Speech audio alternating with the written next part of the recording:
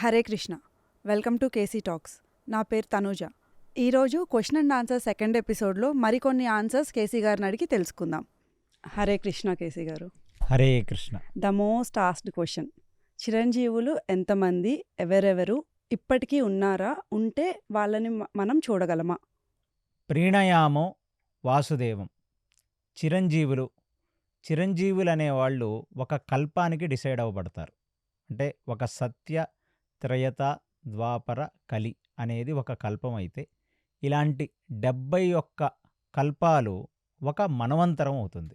అలాగా ప్రతి సైకిల్ మారుతూ ఉంటుంది. అంటే ఇవాళ మనం ఈ కల్పం గురించి మాట్లాడితే ఇక్కడ ఆర్డర్ ఏంటి? సత్య, తర్వాత త్రయత, తర్వాత ద్వాపర, తర్వాత కలి వచ్చింది. నెక్స్ట్ సైకిల్లో ఆర్డర్ ఏమొస్తుంది అంటే సత్య, ద్వాపర, త్రయత, కలి. అంటే ఇప్పుడు రామావతారం ఎప్పుడు వచ్చింది అంటే ఇప్పుడు మనం కలియుగంలో ఉన్నాం.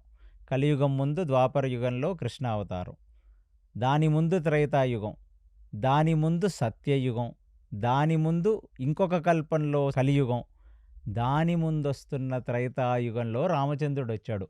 రాముడు కృష్ణుడు ఇద్దరు ఒకే కల్పంలో రారు. ఇది బేసిక్ ఇన్ఫర్మేషన్ ఇస్తున్నాను మీకు.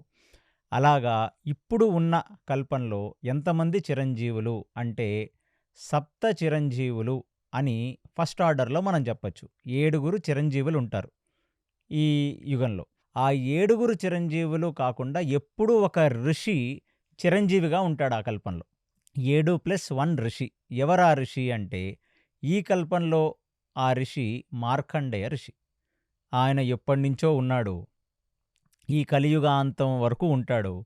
కల్కిని చూస్తాడు, తర్వాత అంతర్ధానం అయిపోతాడు. అంటే ఆయన ఒకటి మోక్ష సాధనకి వెళ్ళిపోతాడు. అంటే మోక్ష సాధన అయిపోయి పూర్తయిపోయి ఆయన మోక్షానికి వెళ్ళిపోతాడు. ఈ 7 ఎవరో మనం సత్య, త్రేత, ద్వాపర, కలుల్లో మాట్లాడుకుందాం. సత్యయుగంలో ఎవరయ్యా అంటే బలిచక్రవర్తి. ఏ బలిచక్రవర్తి అయితే ఆ ఇంద్రుడిని ఓడించి 3 లోకాలని పాలిస్తూ ఉంటే వామనమూర్తిగా శ్రీమన్నారాయణుడు వచ్చి ఆయనని 3 అడుగుల నేల అడిగి ఆయనని అధమపాతాళానికి తొక్కేశాడు అనేది మనం వింటాం కదా. త్రివిక్రమతారం 3 అడుగుల నేల అడిగాడు చిన్న పిల్లడిగా వచ్చి. శుక్రాచార్యులు వారు బలిచక్రవర్తికి చెప్పారు, నాయన 3 అడుగుల నేలడుగుతున్నాడు, దేదీప్యమానంగా వెలిగిపోతున్నాడు ఆ చిన్నమాలుడు, ముఖవక్షస్సు చాలా భయంకరంగా ఉంది, ఎంతో తేజోమూర్తి, నీకు అర్థం కావట్లేదా? వచ్చింది ఎవరో కాదు, సాక్షాత్తు శ్రీమన్నారాయణుడే. ఎందుకంటే నువ్వు స్వర్గాన్ని కూడా గెలిచావు, నువ్వు ఆ ఇంద్రుడు కూడా నీకు సేవకుల్లాగా మారిపోయాడు. కాబట్టి నాయన ఖచ్చితంగా నువ్వు దానం ఇవ్వద్దు అని చెప్పి కమండలం తీసి కమండలంలోంచి నీళ్లు పోసి తర్పణం వదులుతున్నప్పుడు నీళ్లు రాకుండా ఒక మిడతలాగానో పురుగులాగానో వెళ్ళి ఆ కమండలం లోపల కూర్చుంటాడు శుక్రాచార్యులు. అంత ప్రయత్నించినా ఒకవేళ భగవంతుడే వచ్చి దానం అడిగినట్టుగా ఉంటే మన జీవితాల్లో, అంటే ఈ వృత్తాంతం వల్ల మనం అర్థం చేసుకోవాల్సింది, భగవంతుడే వచ్చి దానం అడుగుతున్నట్టుగా ఉన్న గురువును కూడా తిరస్కరించవచ్చు ఆ భగవంతుడి కోసం అనేది బలిచక్రవర్తి వైభవం. అలాంటిది శ్రీమన్నారాయణుడని తెలిసినప్పటికీ దానం ఇచ్చాడు. కాబట్టి 3వ అడుగు ఒక అడుగుతో భూమిని మొత్తం కొలిచి, ఇంకొక అడుగుతో ఆకాశాన్ని కొలిచి, 3వ అడుగు బలిచక్రవర్తి ఎక్కడ పెట్టాలి అని అడిగితే నా నెత్తి మీద పెట్టమంటే ఆయన నెత్తి మీద పెట్టి ఆయనని సుతల లోకానికి అధిపతిని చేశాడు. పాతాళానికి తొక్కేమంటే ఆయన్ని చంపేశాడని కాదు. భూ కింద లోకాలు ఉన్నాయి, అతల వితల సుతల తలాతల పాతాళ నరకలోకాలనే ఆర్డర్లో ఉన్నాయి. అక్కడ సుతల లోకం అని ఒక లోకం ఉంది, ఆ లోకానికి ఆయన్ని అధిపతిని చేశారు. కాబట్టి ఆయన ప్రతి సంవత్సరం కేరళ వాళ్ళు చేసుకునే ఓనం రోజు మాత్రమే భూమండలానికి వచ్చి, ఎందుకంటే శ్రీమన్నారాయణ అడుగుతాడు, 3 లోకాలు ఏలిన వాడిని, ఈ భూమికి కూడా నేనే చక్రవర్తిని. అంటే ఎలా అయితే రామచంద్రవర్తి మొత్తం భూమండలాన్ని ఏలారో, ఎలా అయితే యుధిష్ఠిరుడు భూమండలాన్ని ఏలాడో, అలా సత్యయుగంలో బలిచక్రవర్తి యావత్ భూమండలానికి చక్రవర్తి. కాబట్టి మరి భూమిని ఒకసారి నేను చూసుకోవచ్చా అంటే ఖచ్చితంగా ఒక రోజు నువ్వు ఇక్కడికి రావచ్చు, అక్కడ నీ వాళ్లతో సమయం గడపచ్చు అనే ఒక దానినే మనం కేరళ వాళ్ళు ప్రత్యేకించి ఓనం అని జరుపుకుంటారు. ఆ రోజు ఏంటంటే వాళ్ళ ఇంటి ముందు ముగ్గులది వేసి ఓనం సద్య తయారు చేసి బలిచక్రవర్తికి వామనమూర్తికి నైవేద్యం పెట్టి, వామనమూర్తికి నైవేద్యం పెట్టిన దాన్ని బలిచక్రవర్తికి నైవేద్యం పెడతారు వాళ్ళు. అది వాళ్ళందరూ తింటారు. ఆ రోజు బలి వస్తాడు అని ఒక విశేషమైన శాస్త్రం. అలాగా సత్యయుగంలో చిరంజీవి బలి చక్రవర్తి. ఇక నెక్స్ట్‌కి వెళితే త్రేతాయుగం వచ్చింది. అంటే ఈ కల్పం గురించి మాట్లాడుతున్నాం. ఈ సైకిల్ మారుతదనేది మీకు అందుకే ముందు చెప్పాను నేను. అక్కడ ఎవరెవరుంటారు అంటే త్రేతాయుగం స్టార్టింగ్‌లో వచ్చిన పరశురాముడు ఉంటాడు. అంటే రాముడు ఆల్రెడీ అవతారానికి వచ్చేసేసరికే రాముడు శివధనుస్సుని విరిచేసే నాటికి పరశురాముడొచ్చి ఛాలెంజ్ చేశాడనేదే కదా! మీకు తెలిసిన కథ. సో, పరశురాముడు అందరికంటే ఫస్ట్ వస్తాడు. ఆ త్రేతాయుగానికి, ఆ సత్యయుగానికి కస్ప్ అంటే ఆ సన్నిధిలో వస్తాడాయన. ఆయన చిరంజీవే. చిరకాలం ఉంటాడు ఆయన గూడా. ఈ బలిచక్రవర్తి ఇప్పుడు సుతల లోకంలో ఉండి ఎలా అయితే ఓనంకి మన లోకానికి వస్తుంటాడో, అలాగా ఈ పరశురాముడు ఎప్పుడు భూమి మీదనే ఉంటాడు. ఆ గంధమాదన పర్వతం, మేరు పర్వతం, హిమాలయ పర్వతాల్లో తపస్సు చేసుకుంటూ ఉంటాడు. సో, ఫస్ట్ పరశురాముడు. దాని తర్వాత రామావతారంలో రాముడు ముందుకు వచ్చిన వ్యక్తి హనుమంతుడు. హనుమంతుడు కూడా చిరంజీవే. ఆ ఒక కల్పం ఉంటారు వీళ్ళందరూ గూడా. దాని తర్వాత విభీషణుడు. ఈ ముగ్గురు త్రేతాయుగంలో వచ్చిన చిరంజీవులు. మొదట పరశురాముడు, 2 హనుమంతుడు, 3 విభీషణుడు. అందరూ హిమాలయ పర్వతాల్లోనే ఉంటారు. ఇక మూడవ యుగమైన ద్వాపర యుగం. ఈ ద్వాపర యుగంలో ఎవరయ్యా చిరంజీవులు అంటే ఫస్ట్ వ్యాస భగవానుడు. అంటే ఈ వ్యాసుడు ఎవరైతే ఈ కల్పంలో ఈ ద్వాపర యుగంలో వచ్చాడో 28వ వ్యాసుడు అని నేను చెప్పాను. ఆ వ్యాసుడు కృష్ణద్వైపాయన వ్యాసుడు. సో, ఎవరైతే ఆ నది మధ్యలో ఉన్న ద్వీపంలో జన్మించాడో సత్యవతికి ఆ వ్యాసుడని ఆయనకి కృష్ణద్వైపాయన వ్యాసుడు అని అంటారాయన్ని. ఆ కృష్ణద్వైపాయన వ్యాసుడు చిరంజీవే. దాని తర్వాత కృపాచార్యులు చిరంజీవే. తర్వాత అశ్వత్థామ చిరంజీవి. వీళ్ళు ఈ ద్వాపర యుగంలో వచ్చిన చిరంజీవులు. ఇక కలియుగంలో మనిషి ఆయువే తక్కువైపోయి చివరాఖరికి కేవలం ఒక 8-12 సంవత్సరాలు మాత్రమే బ్రతుకుతాడు ఒక మనిషి చివరాఖరి ఘట్టంలో. ఆ చివరాఖరి ఘట్టంలో ఎప్పుడైతే మన ఆయువు 8-12 అయిపోతుందో, ఎలాగో మనం ఇప్పుడు చూస్తున్నాం. మన తాతలందరూ 100 ఇయర్స్ బ్రతికారు. మన ముత్తాతలంతా 90-100 మధ్య చనిపోయారు. దాని తర్వాత నెక్స్ట్ జనరేషన్, మన ముత్తాతల తర్వాత జనరేషన్ 90కి చనిపోయారు. దాని తర్వాత మన మేనమామలు, మన పెద్దనాన్నలు వాళ్ళందరూ 70, 80, తర్వాత మన పేరెంట్స్. అంటే లైఫ్ ఎక్స్‌పెక్టెన్సీ తగ్గుకుంటూ వస్తుందనేది మనకు ఎవిడెంట్‌లీ కనబడుతుంది. ఇప్పుడు యాక్చువల్లీ 60 బతికితే చాలనుకుంటున్నాం. 60 బ్రతికితే చాలని మీరు అనుకుంటున్నారేమో గానీ మరి 60 రిటైర్మెంట్ ఏజే 60 అండి. సో, ఈ పొల్యూషను ఈ భారతదేశంలో మనం thanks to the present day pollution, air quality index, water pollution, food adulteration, సాక్షాత్తు వెంకటేశ్వర స్వామికి కూడా పర్ఫెక్ట్ నెయ్యి పెట్టలేం మనం. అక్కడ కూడా కెమికల్ నెయ్యి పెడుతున్నామంటే ఇక కలియుగం చాలా పీక్‌లో వెళ్తుంది. కలియుగం బాగా ప్రోగ్రెస్ అవుతున్నాం మనం అని అర్థం అనమాట. సో, ఇలాంటి ఫుడ్ తిన్న మీరు ఎక్కువ కాలం ఖచ్చితంగా బ్రతకరు. ఇలాంటి గాలి పీల్చి, ఇలాంటి వాటర్ తాగి, ఇలాంటి ఫుడ్ తిన్న వాళ్ళం ఎవ్వరం ఖచ్చితంగా ఎక్కువ కాలం బ్రతకం. అందులో కలియుగ వెంకటేశ్వర స్వామికే కెమికల్ ఫుడ్ పెట్టామంటే ఇంకా మన ప్రారబ్ధంలో ఓన్లీ కెమికల్ ఫుడ్డే మిగిలిందని అర్థం.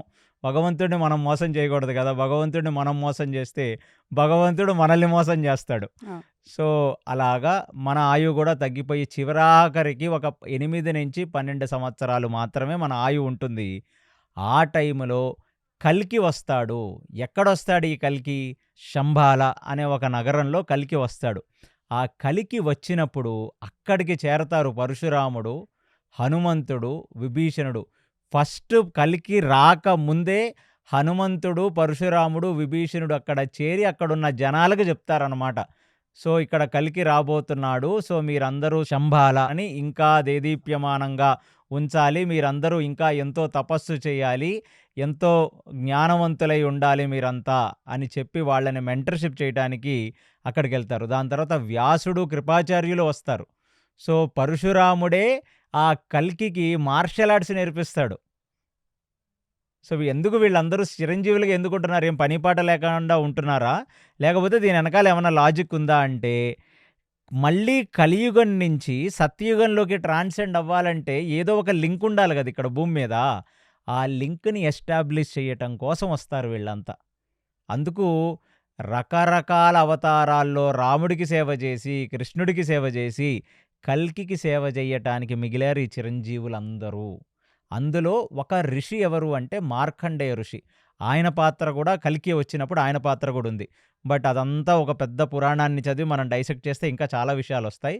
కానీ ఎవరు ఇప్పుడు టీచర్ అంటే పరశురాముడు వచ్చిన కల్కికి అన్ని రకాల మార్షల్ ఆర్ట్స్ ధనుర్వేదాన్ని నేర్పుతాడు. వ్యాసుడు సమస్త శాస్త్రం, సమస్త ధర్మం, సమస్త నీతి నేర్పుతాడు. కృపాచార్యులు ఆయనకి హోమాలు, యజ్ఞాలు, యాగాలు అవన్నీ చేస్తారు. హనుమంతుడు ఆయనకి విశేషమైన సేవ చేస్తాడు. ఒక్కడే ఒక చిరంజీవి వాడి పాపాన్ని మొత్తం అనుభవిస్తూ ఏ క్షణమైతే శంబాల ఆ కల్కి యొక్క అవతార ఆవిర్భవం చూస్తాడో అప్పుడు తన పాపం పూర్తిగా తగ్గిపోయి, అంటే తను చేసిన పాపంలో ప్రాయశ్చిత్తంగా బ్రతుకుతున్నాడు కదా, ఆ ప్రాయశ్చిత్తం పూర్తయిపోయి తన పాపం మొత్తం నల్లిఫై అయిపోయి అప్పుడు ఆ కల్కికి విశేషంగా సేవ చేస్తాడని కొన్ని చోట్ల, లేదు కేవలం కల్కి యొక్క దృశ్య మాత్రం చేత ఆయన పాపాలను కడుక్కొని నెక్స్ట్ వ్యాసుడుగా తను రెడీ అవుతున్నాడు అని ఇంకొక చోట చెప్పబడున్నాయి. ఎప్పుడైతే ఈ మనవంతరం పూర్తయిపోతుందో ఆ సుతల లోకానికి అధిపతి అయిన బలి అని చెప్పాను కదా సత్యయుగంలో, ఆయన ఇంద్రుడైపోతాడు. మనవంతరంలో ఇంద్రుడు మారుతాడు కాబట్టి నెక్స్ట్ 72nd సైకిల్ ఆఫ్ మనవంతరంలో ఆయన ఇంద్రుడవుతాడు.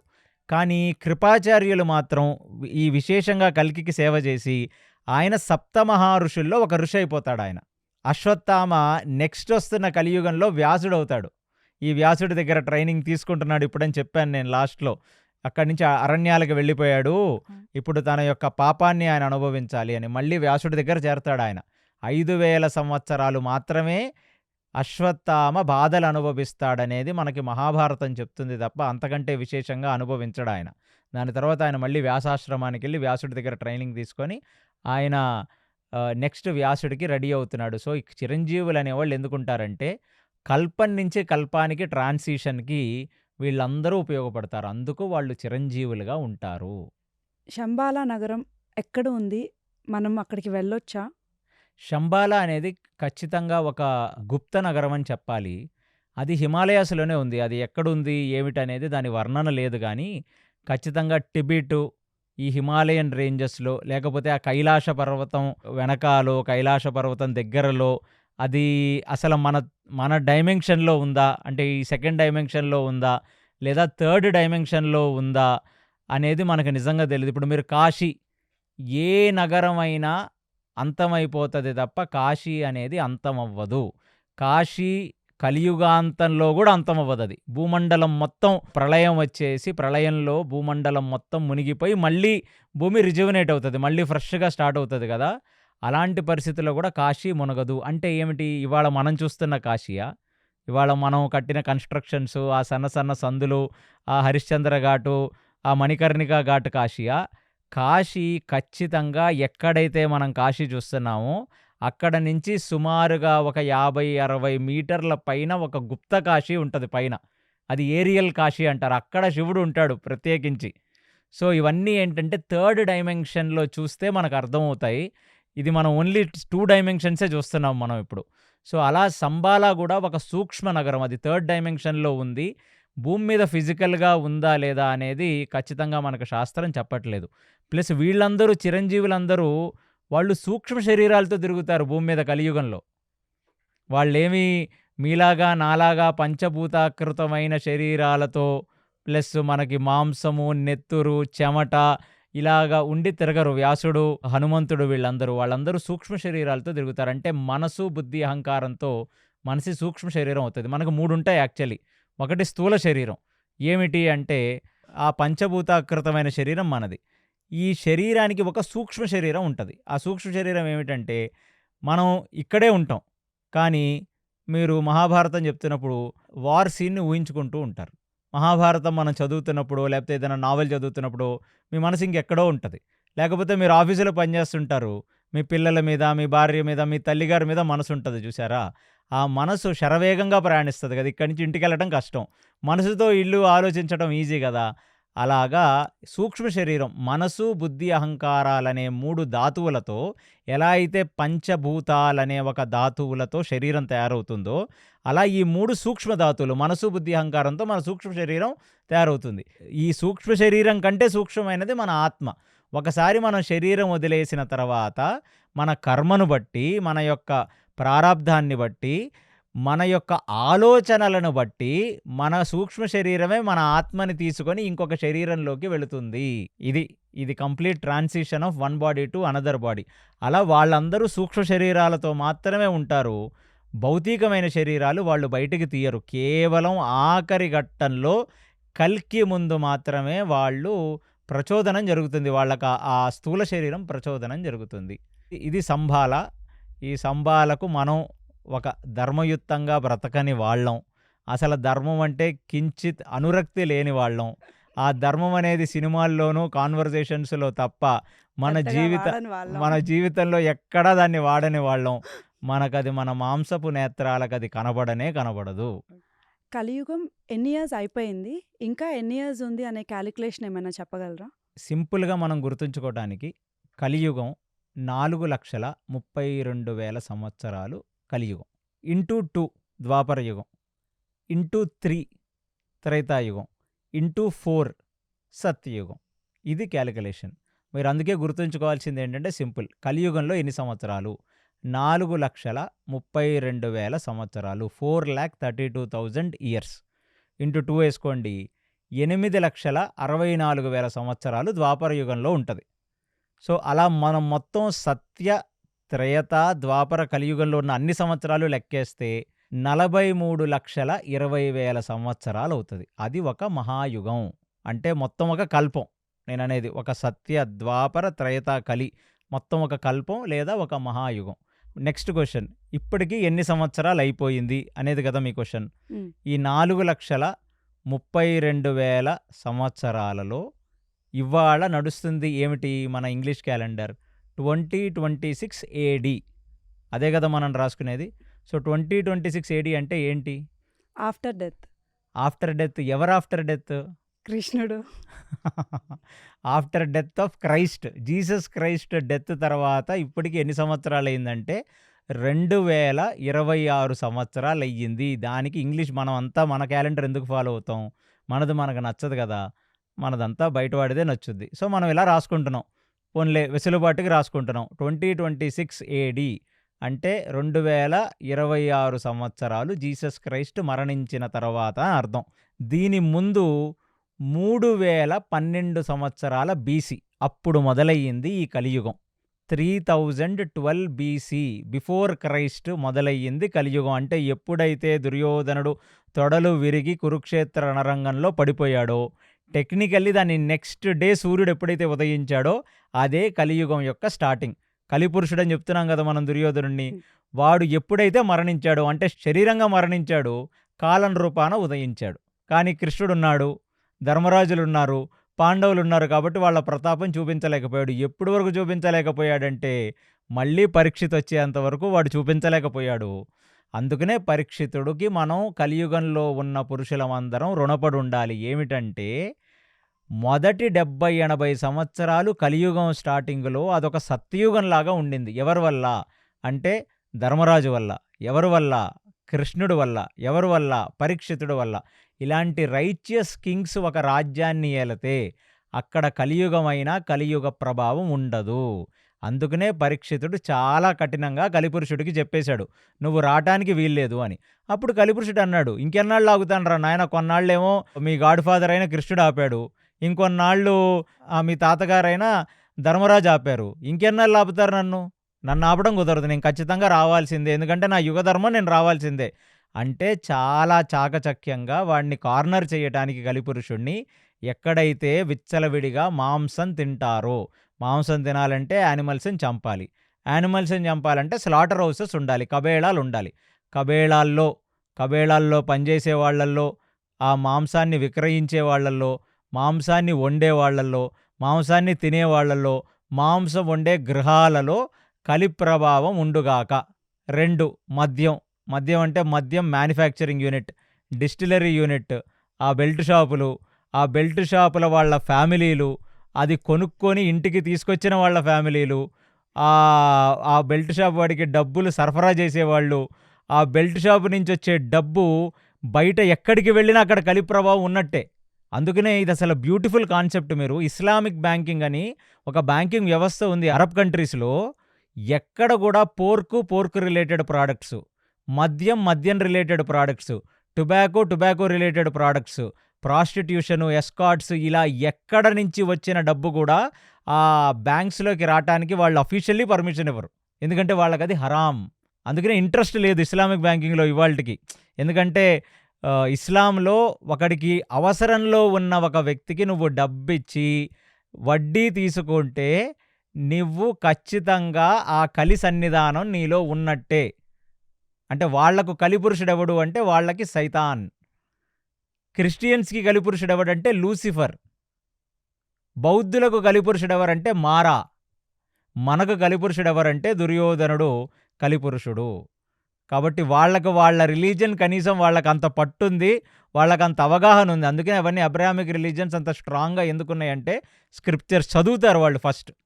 ఒక సండే రాగానే బైబిల్ చదువుతారు, ఒక ఫ్రైడే రాగానే నమాజ్ చేస్తారు, రోజు నమాజ్ చేస్తారు, ఫ్రైడే కంపల్సరీగా చేస్తారు, మదరసాలకు వెళ్తారు, చదువుకుంటారు వాళ్ళ ధర్మగ్రంథాల గురించి. సో ఈ కలి ప్రభావం అనేది ఖచ్చితంగా ఉండకూడదు. పరీక్షితుడు చెప్పింది ఏంటి? ఫస్ట్ మాంసం, 2 మందు, సిగరెట్లు, మాదక ద్రవ్యాలు, హెరాయిన్, కొకైన్, గంజాయి అన్నీ ఇందులో మాదక ద్రవ్యాల్లో వస్తాయి. మ్యాన్మేడ్, నేచర్ గివెన్ కూడా. So 3 prostitution. అసలు భారతదేశంలో బ్రిటిష్ వాడు వచ్చే వరకు ప్రాస్టిట్యూషన్ అనేది లేనే లేదు. ఒక స్త్రీ అంత దౌర్భాగ్యపు పరిస్థితుల్లో తన శరీరాన్ని అమ్ముకొని బ్రతికే పరిస్థితి ఈ దేశంలో లేదు. సో బ్రిటిష్ వాడు వచ్చిన తర్వాత కల్కటా ప్రెసిడెన్సీ సాక్షిగా అక్కడ మొదలైన first biggest brothel houses of India Sonagachi, Satragachi అని. అది ఇక దాని తర్వాత 4 కెసినోలు. ఇవాల్టికి మన భారతదేశంలో అఫీషియల్లీ భారతదేశం ల్యాండ్ మీద కెసినోలు లేవు. కేవలం గోవాలో కెసినోకి కూడా పర్మిషను వాటర్లో ఇచ్చారు. ల్యాండ్ మీద కెసినోకి పర్మిషన్ ఇచ్చిన ఏకైక రాష్ట్రం సిక్కిం మాత్రమే. అక్కడ కూడా చాలా తక్కువ ఉంటాయి. ఎందుకంటే కలిపురుషుడి యొక్క ప్రభావం ఎక్కడుంటుంది? జూదంలో ఉంటుంది. అందుకునే ఆ జూదం, మళ్ళీ టెక్నికల్లీ మీరు అర్థం చేసుకోండి, ఆ జూదం పేరుతో ధర్మరాజుని పిలిచారు. ఆ జూదం ఆడిన శకుని ఎవరు? ద్వాపర యుగం యొక్క పురుషుడు అని చెప్పాను. వాడే ద్వాపరుడు. శకుని ఎవరంటే ద్వాపర యుగమే ఒక మనిషిగా వస్తే వాడు శకుని. ద్వాపర తర్వాత ఏమొస్తుంది? కలి. అందుకునే జూదంలో ధర్మరాజు దగ్గర ఉన్నదంతా లాక్కొని దుర్యోధనుడికి ఇచ్చేద్దామని చెప్పి మేనమామగా వచ్చి అల్లుడైన కలి దుర్యోధనుడికి ఇచ్చేద్దామని వాళ్ళు ద్వాపర నుంచి ట్రాన్సిషన్ టు కలి. అంతే కదా. ఇప్పుడు మీ పోస్ట్లో వేరే వాళ్ళు వస్తున్నారు, మీకు ఫేర్వెల్ ఇచ్చి మీ నుంచి ట్రాన్సిషన్ ఇస్తారు కదా, కేటీ అంటాడు, నాలెడ్జ్ ట్రాన్స్ఫర్. సాఫ్ట్వేర్ కంపెనీస్లో మీ ప్లేస్లో వచ్చే, మీరు రిజైన్ చేసి వెళ్ళిపోతుంటే మీ ప్లేస్లో అలా నాలెడ్జ్ ట్రాన్స్ఫర్ చేస్తున్నాడు ద్వాపరుడు. ధర్మరాజు దగ్గర రాజ్యాన్ని లాక్కొని, నాయన ఈ రాజ్యాన్ని ఇది తీసుకో. ఈ టెక్నికల్ పాయింట్ మీకు అర్థమైంది. సో అందుకు ఈ 4 ప్రదేశాలలో మాత్రమే నువ్వు ఉండు అని చెప్పి మనకి ఆ పరీక్షితుడు చెప్పాడు. కాబట్టి అసలు ఆయనకి మనం ఆజన్మ అంతా రుణపడి ఉండాలంటే, మనం ఎలా అయితే కలియుగంలో శివాజీకి, కలియుగంలో రాణా ప్రతాప్ బాకి, వీళ్ళందరికీ మనం విగ్రహాలు కడతాము, స్తూపాలు కడతాము, పరీక్షితుడికి కట్టాలి అలాంటి స్తూపాలు. ఎందుకంటే ఆయన వల్ల మనం కలి ప్రభావంలో లేకుండా ఉండటానికి ఆయన చెప్పిన ఒక సొల్యూషన్. ఈ 4 చాలా కష్టమండి. ఈ 4 అయితే ఎంత, ఒక 1% జనాలు కూడా చేయట్లేదు మీ రాజ్యంలో. సో నాకు అంతే ఇస్తారా? కుదరదు అన్నాడు. అప్పుడు ఆయన గట్టిగా ఆలోచించి, ఎక్కడ అమితమైన సంపద, అమితమైన బంగారం ఉంటుందో అక్కడ నీ ప్రభావం ఉండుగాక అని చెప్పాడు. దీనికి మళ్ళీ మీకు తాత్వికంగా చెప్తాను. ఏ రోజైతే రాజసూయ యాగం చేశాడో, ధర్మరాజు చేస్తున్నాడో, అప్పుడు భూమండలంలో ఉన్న రాజులందరూ మర్కత మాణిక్యాలు, నగలు, వైడూర్యాలు, అంతా గోల్డ్ అన్నీ తీసుకొని వచ్చి రాసుల కింద ధర్మరాజు దగ్గర పోసేశారు. రిసీవ్ చేసుకుంది ఎవరు? దుర్యోధనుడు. అది అంటే ఎక్కడైతే అమితమైన సంపద, ఎక్కడైనా అమితమైన బంగారం ఉంటుందో అక్కడ కలిపురుషుడి యొక్క కన్నుబడింది. వాటి మీద కన్నుబడింది దుర్యోధనుడికి. అందుకు లాగేద్దాం అనుకున్నాడు. అక్కడ కలి ప్రభావం ఉంటుంది.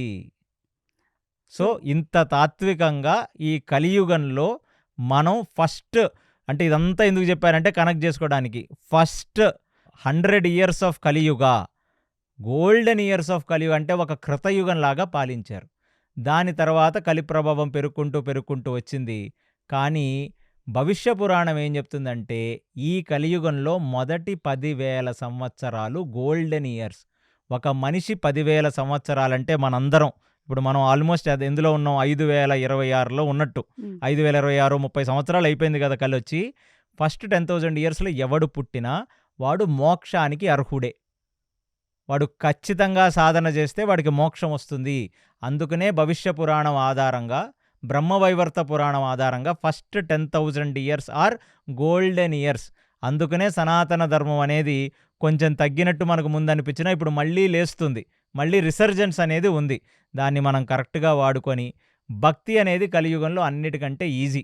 కాబట్టి దాన్ని వాడుకొని మనం ఈ కలియుగంలో మహాభారత, రామాయణ, భాగవతాలని తెలుసుకొని మనందరం తరించాలి అనేది నా యొక్క ఉద్దేశం. సో 5,000 ఇయర్స్ దాటింది కాబట్టి దాని ప్రకారం అశ్వత్థామకి ఉన్న ఆ పాపం పోయినట్టేనా? పోయింది. ఖచ్చితంగా అశ్వత్థామ ఇప్పుడు అదే శరీరం నిండా రక్తము, చీము, నెత్తురు కారుతూ రెజ్యువినేట్ కాకుండా జుట్టంతా పెరిగిపోయి ఎవరూ దగ్గరికి రానికుండా అలాగుండడు. మొదటి 5,000 సంవత్సరాలు అయిపోయిన తర్వాత అతను బద్రీకాశ్రమంలో వ్యాసుడి దగ్గరికి వెళతాడు. ఇవాల్టికి మనం బద్రీ వెళితే అక్కడ వ్యాస బద్రీ అని ఉంది. దాని నెక్స్ట్ బద్రీనాథ్ వెనకాల. సో ఇది నరనారాయణుల క్షేత్రం ఇది. సో అనాది కాలంగా అది తపస్సు చేసుకోవటానికి ఉన్న క్షేత్రమే. ప్రతి వైష్ణవుడికి, శైవుడికి, ప్రతివాడికి అదొక పెద్ద క్షేత్రమే.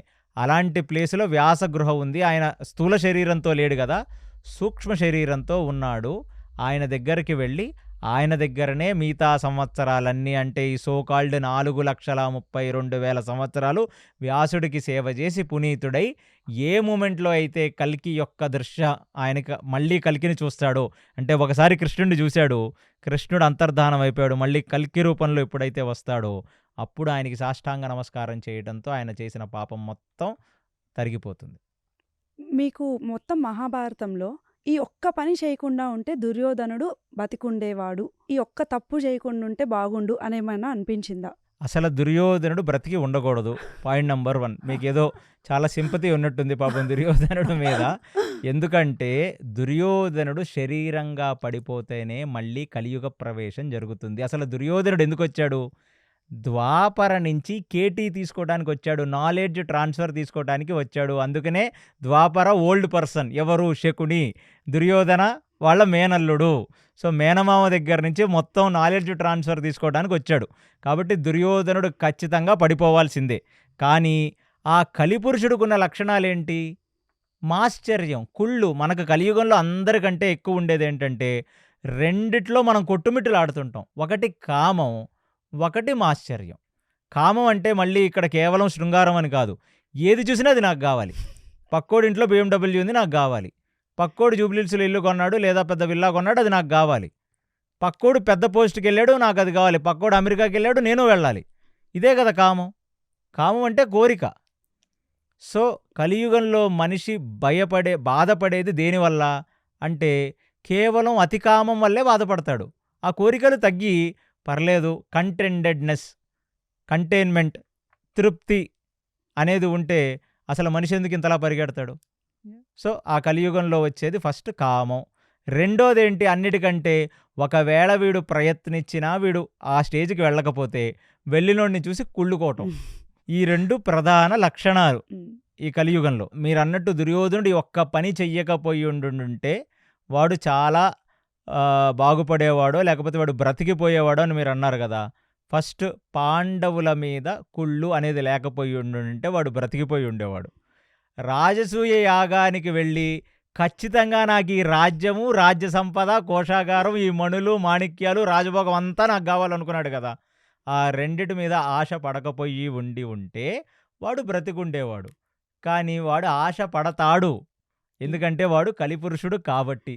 వాడు ఆశపడటమే కాదు, మనం వాడి అంశలోకి వెళితే, అంటే మీరు అన్నట్టు పరీక్షితుడు చెయ్యొద్దు అన్న ఈ 4 పనులు ప్లస్ అమితమైన బంగారము మీ లాకర్లలోనూ మీళ్లలోనూ పెట్టుకొని వాడి ప్రభావం మీ మీద ఉంటే మీలో దూరి వాడు ఇదే చేయిస్తాడు.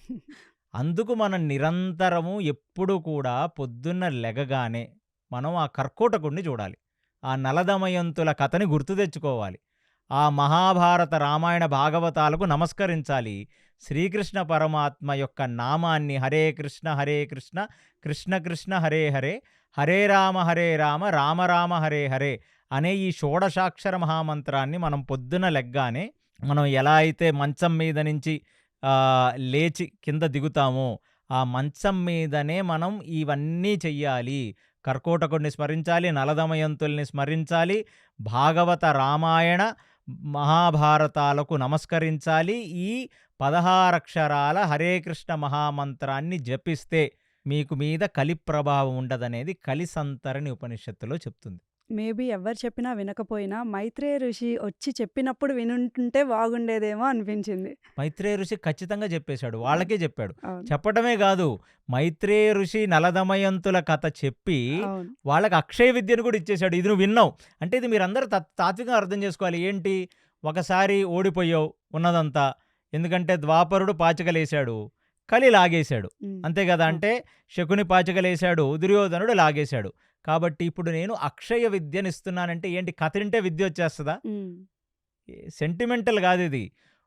ఆయన వాళ్ళకి ఈ కథను బోధించటం వల్ల వాళ్ళకి కలి ప్రభావం తగ్గేటట్టుగా ఆయన అనుగ్రహించాడు. ఈ నలదమయంతులు, కర్కోటకుడు లాంటి వాళ్ళని మనం గుర్తు తెచ్చుకుంటే కలి ప్రభావం తగ్గిపోతుంది. ఆ రోజుల్లో హరే కృష్ణ మహామంత్రం అక్కర్లేదు, ఎందుకంటే కృష్ణుడే పక్కనున్నాడు. వాళ్ళకి ధర్మాన్ని పట్టుకున్నారు, వాళ్ళు వెళ్ళిపోయారు. ఇవాళ నేను అందుకే చెప్పాను, కృష్ణుడు అంతర్ధానం అవుతూ ఆయన యొక్క శక్తిని గోపాల మంత్రంలోకి ప్రవేశపెట్టాడు. ఆ గోపాల మంత్రమే ఈ హరే కృష్ణ మహామంత్రం అనేది కలిసంతరణ ఉపనిషత్తులోంచి మనం కనెక్ట్ చేసుకుంటే తెలుస్తుంది. నెక్స్ట్ క్వశ్చన్, కురుక్షేత్ర యుద్ధంలో ఉమెన్ పార్టిసిపేట్ చేశారా? ఉమెన్ అనేవాళ్ళు, పిల్లలు అనేవాళ్ళు, వీళ్ళిద్దరూ కూడా ఎప్పుడూ యుద్ధాల్లో పార్టిసిపేట్ చెయ్యరు. ఇవాల్టికి మీకు అంటే మళ్ళీ ఇక్కడ ఏంటి, ఉమెన్ని తొక్కేస్తారా? ఇవాల్టికి మీరు ఎంతో ఆర్మీని చూస్తారు. ఓకే, ఏ దేశ ఆర్మీలో ఫీమేల్స్ సంఖ్య ఉంది? చాలా తక్కువగా నాకు తెలిసి ఇజ్రాయిల్లో ఉంది. ఇంకే కంట్రీలో ఉంది? అమెరికాలో కొంచెం ఉన్నట్టుంది. ఇంకే కంట్రీస్లో ఫీమేల్స్ని ఆర్మీలో చేర్చుకుంటారు? మీరు గూగుల్ చేయండి, నాకు అంత తెలీదు. నాకు తెలిసినవి 2 కంట్రీసే. ఇజ్రాయిల్లో ఉన్నారు, దాని తర్వాత అమెరికాలో చాలా తక్కువ మంది ఫీమేల్స్ ఆర్మీలో ఉన్నారు. ఆ ఆర్మీలో కూడా ఫ్రంట్ ఎండ్ ఆర్మీలో ఉన్నారా అంటే మళ్ళీ మీరు అనొచ్చు, ఆపరేషన్ సింధూర్లో 3 ఆడవాళ్ళనే పెట్టారు కదా అని. వాళ్ళు ఫ్రంట్ ఎండ్ ఆర్మీ కాదు కదా, వాళ్ళు top level army, air force, నేవీలో ఉన్న టాప్ లెవెల్ పీపుల్ కదా. సో ఇక్కడ యుద్ధ రణరంగంలో అంటే కత్తులు తీసి బరిసెలతో కొట్టుకునే యుద్ధంలో మాత్రం కురుక్షేత్రంలో ఏ ఫీమేల్స్ లేరు. అసలు అంత దౌర్భాగ్యపు పరిస్థితి ఏ దేశానికి కలగకూడదు. ఎందుకంటే మగవాళ్ళందరూ యుద్ధం చేసి వాళ్ళు చెయ్యలేని పక్షంలో ఎక్కడో ఝాన్సీ లక్ష్మీబాయి లాంటి వాళ్ళు, కెత్తూరు చిన్నమ్మ లాంటి వాళ్ళు, ఇంకా ఎంతోమంది ఉన్నారు తమిళనాడులో కూడా. అలాగా ఏదైనా కాంట్ బట్ పరిస్థితుల్లో, దౌర్భాగ్యమైన పరిస్థితుల్లో ఆ రోజు అక్కడ మగవాళ్ళు ఇంకా బ్రతికి లేని పరిస్థితుల్లో మాత్రమే ఆడవాళ్ళని యుద్ధాలలోకి దింపేవాళ్ళు. అందుకనే మహాభారతంలో ఆ దౌర్భాగ్యమైన పరిస్థితి లేదు. ఎందరో అసుర రాజులు అప్పటికీ ఉన్నారు, మేల్ చువనిస్ట్ రాజులు, మాస్కులిన్ మగ అహంకారంతో పేట్రేగిపోతున్న రాజులందరూ దిగారు, అందరినీ పాండవులు సంహరించారు. సో ఇక్కడ నేను ఒకటి యాడ్ చేయాలనుకుంటున్నాను. మహాభారత కురుక్షేత్ర యుద్ధంలో 18 అక్షోహిణి సైన్యమే పార్టిసిపేట్ చేసింది. దాంట్లో అమ్మాయిలు లేకపోయి ఉండుండొచ్చు, కానీ లలితా అమ్మవారు బండాసుర వధలో 2185 అక్షోహిణి సైన్యాలతో ఉమెనే ఫైట్ చేసింది. అది భూమి మీద జరిగిన యుద్ధం కాదు, అది స్టిల్ ఉమెనే కదా. అంటే ఉమెన్ యుద్ధాలు చెయ్యరని కాదు, ఆది పరాశక్తి ఆవిడ ఎంతో మంది అసురులను సంహరించింది. కానీ మీరు చెప్తున్న ఈ యుద్ధం భూమి మీద జరిగిన యుద్ధం కాదు. నేను భూమి మీద జరిగిన యుద్ధాల గురించి చెప్పాను మీకు. అలా అయితే మహిషాసుర మర్దిని వీళ్ళందరూ ఉన్నారు కదా, కాళికాదేవి. సో మొత్తం ఆ డార్క్ ఎనర్జీని మొత్తం నాశనం వీళ్ళే చేయగలరు కదా. సో మెన్ కంటే ఎక్కువ బాగా కూడా యుద్ధం చేయగలరు ఉమెన్ అనేది మనకు తెలుస్తుంది కదా. అంటే వీళ్ళందరూ మళ్ళీ నేను ఒక చిన్న హంబుల్ రిక్వెస్ట్ తనుజ గారు, వీళ్ళు మనలాగా మాంసపు దేహాలతో ఉన్న ఉమెన్, స్త్రీలింగ పుల్లింగాలు కాదు వీళ్ళంతా. వాళ్ళకు మనలాంటి శరీరాలు ఉండవు.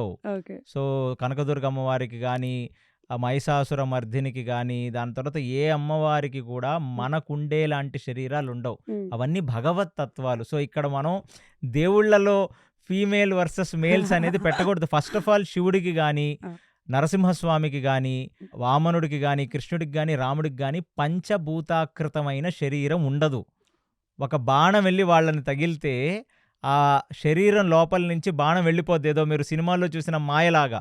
అంతేగాని వాళ్ళది సచ్చిత్ ఆనంద స్వరూపం. హ్మ్. వాళ్ళది పంచభూతాలతో చేసిన స్వరూపం కాదు. ఆ మాటకొస్తే దేవతలకే ఈ ఆయుధాలు తగలవు. దేవతలు ఎవరైనా మీ ముందున్నారనుకోండి, ఇంద్రుడు, చంద్రుడు, శని, శుక్రుడు లాంటి వాళ్ళు, మీరు ఏ మిషన్ గన్‌తోనో AK-47తో కొడితే ఆ బుల్లెట్స్ వాళ్ళ శరీరాన్ని పంక్చర్ చేయలేవు. శరీరం లోపల నుంచి వెళ్ళిపోతాయి. ఎందుకంటే వాళ్ళ దేహాలు పంచభూతాలతో క్రియేట్ చేసిన దేహాలు కావవి. So, next question. అమ్మ మాట కోసం ఎవ్వరు అమ్మాయిల్ని పెళ్లి చేసుకోకుండా ఉన్నారు భీష్ముడు. కానీ అమ్మ అయితే చెప్పలేదు గదా! హెల్ప్ కావాల్సిన అమ్మాయికి హెల్ప్ చేయొద్దు అని. సో, అంబ వచ్చి అడిగినప్పుడు అట్‌లీస్ట్ అంతఃపురంలో ఏదో ఒక ప్లేస్ ఇవ్వచ్చు కదా ఉండటానికి. అలా పంపించేయటం హార్ష్‌గా అనిపించలేదా? ఇప్పుడు మీ బాధ ఏంటంటే అంబని ఆయన యుద్ధం చేసి స్వయంవరంలోంచి ఫస్ట్ తీసుకొనొచ్చి, అంబ మనసులో సాల్వుడున్నాడని కూడా తెలియకుండా, సాల్వుడిని కూడా ఓడించి ముగ్గురిని అంబ, అంబిక, అంబాలికలను తన రాజ్యానికి తీసుకొనొచ్చి తన తమ్ముళ్ళకిద్దామని అనుకున్నాడు. ఇది స్టోరీ. ఇప్పుడు మీకు నచ్చని పాయింట్ ఏంటంటే అలా తెచ్చిన వాడు అంబని ఎక్కడో అక్కడ పెట్టుకోవాలంటారు మీరు ఆ రాజ్యంలో. హస్తినాపురంలోనే పెట్టేసుకోవాలంటారు మీరు. చెలికత్తెలు చాలామంది ఉంటారు. ఒక ఆడామెకి స్పేస్ ఇవ్వలేడా అంత పెద్ద భీష్ముడు? Very nice. మీలో చాలా స్త్రీ విప్లవ భావాలు గట్టిగా ఉన్నట్టున్నాయి. సో, దీని మహాభారత రామాయణాల్ని నిజంగా మీ జీవితాల్లో మీరుండుంటే ఎలా ఉండేదో, మీరు ఆ పరిస్థితిలో ఉండుంటే ఎలా రియాక్ట్ అయ్యేవాళ్ళో అలాగే చూసుకుందాం. తల్లికి మాటిచ్చాడు. ఏమని? నేను ఎప్పటికీ పెళ్లి చేసుకోను, సంతానం ఉండదు నాకు అని.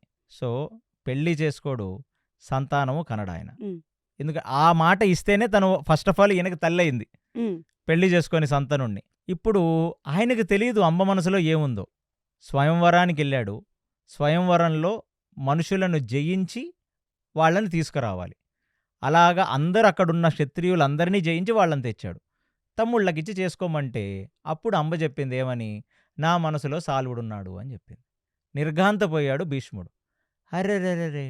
నువ్వు ఎవరినో ప్రేమించి నా తమ్ముడితో కాపురం ఎలా చేస్తావు? How is that fair? కరెక్టే. నన్ను క్షమించాలమ్మా. నేను సాల్వుడిని ఓడించి అనవసరంగా నిన్ను తీసుకొనొచ్చాను. మీ చెల్లెళ్ళ మనసుల్లో కూడా అలా ఎవరన్నా ఉన్నారా అంటే చెల్లెళ్ళు అంబిక, అంబాలిక ఇద్దరూ లేరండి. మాకెవరూ లేరు. మేము ఈ కురు వంశానికి కోడళ్ళవ్వటం అనేది మాకు చాలా అదృష్టంగా మేము భావిస్తున్నాం. మా సిస్టర్ ఆమె సాల్వుడిని ప్రేమించింది. కాబట్టి మీరు ఆమెను పంపించేయండి. మేము మాత్రం ఇక్కడే ఉండి మీ తమ్ముళ్ళనే పెళ్లి చేసుకుంటామని అన్నా. మొత్తం రాజలాంఛనాలతో అంబని సాల్వుడి దగ్గరికి పంపించాడు. పంపిస్తే వాడు ఈగోయిస్టిక్ ఫెలో సాల్వుడు అనేవాడు. ఎందుకంటే ఒక అమ్మాయి వచ్చి నేను నిన్ను ప్రేమించానురా నాయనా, నేను ఇంట్లో చెప్పుకోలేకపోయాను, స్వయంవరంలో చెప్పుకోలేకపోయాను, కానీ భీష్ముడు పెద్దవాడు కాబట్టి ఆయనకి చెప్తే ఆయన పంపించాడురా, ఏమీ పర్వాలేదు, ఒక లెటర్ కూడా రాసిచ్చాడు, కాబట్టి నువ్వు నన్ను చేసుకోమని అడిగినప్పుడు సాల్వుడు పెళ్లి చేసుకొని ఉండొచ్చు కదా. అలాంటోళ్ళు మీకు తప్పనిపించరు. వెధవల్ని మనం ఎందుకు అడుగుతామండి? మంచోళ్ళనే కదా అడిగేది. సో, వెధవలు కాబట్టి వెధవల్ని ప్రశ్నించరు. మంచోడి నుంచి ప్రశ్న మీకు. ఆ. ఓకే. సో, సాల్వుడు పెళ్లి చేసుకొని అన్నాడు. మళ్ళీ అదే రాజలాంఛనాలతో వెనక్కొచ్చిందామ. హ్మ్. ఏమనంటే సాల్వుడిని నువ్వు ఓడించావట. హ్మ్. నువ్వు ఓడించిన తర్వాత నువ్వు గెలుచుకున్నది వాడికి భిక్షట. అలాంటి దాన్ని వాడు మళ్ళీ తీసుకోడట. అంటే వస్తువుగా చూసిన వాడు దుష్టుడు. అవును. అవునా? అవును. సాల్వుడు ఒక ఆడదాన్ని వస్తువులాగా చూశాడు. ఎవడో గెలుచుకుపోవటానికి అదేమన్నా పండా? హ్మ్. మనసు.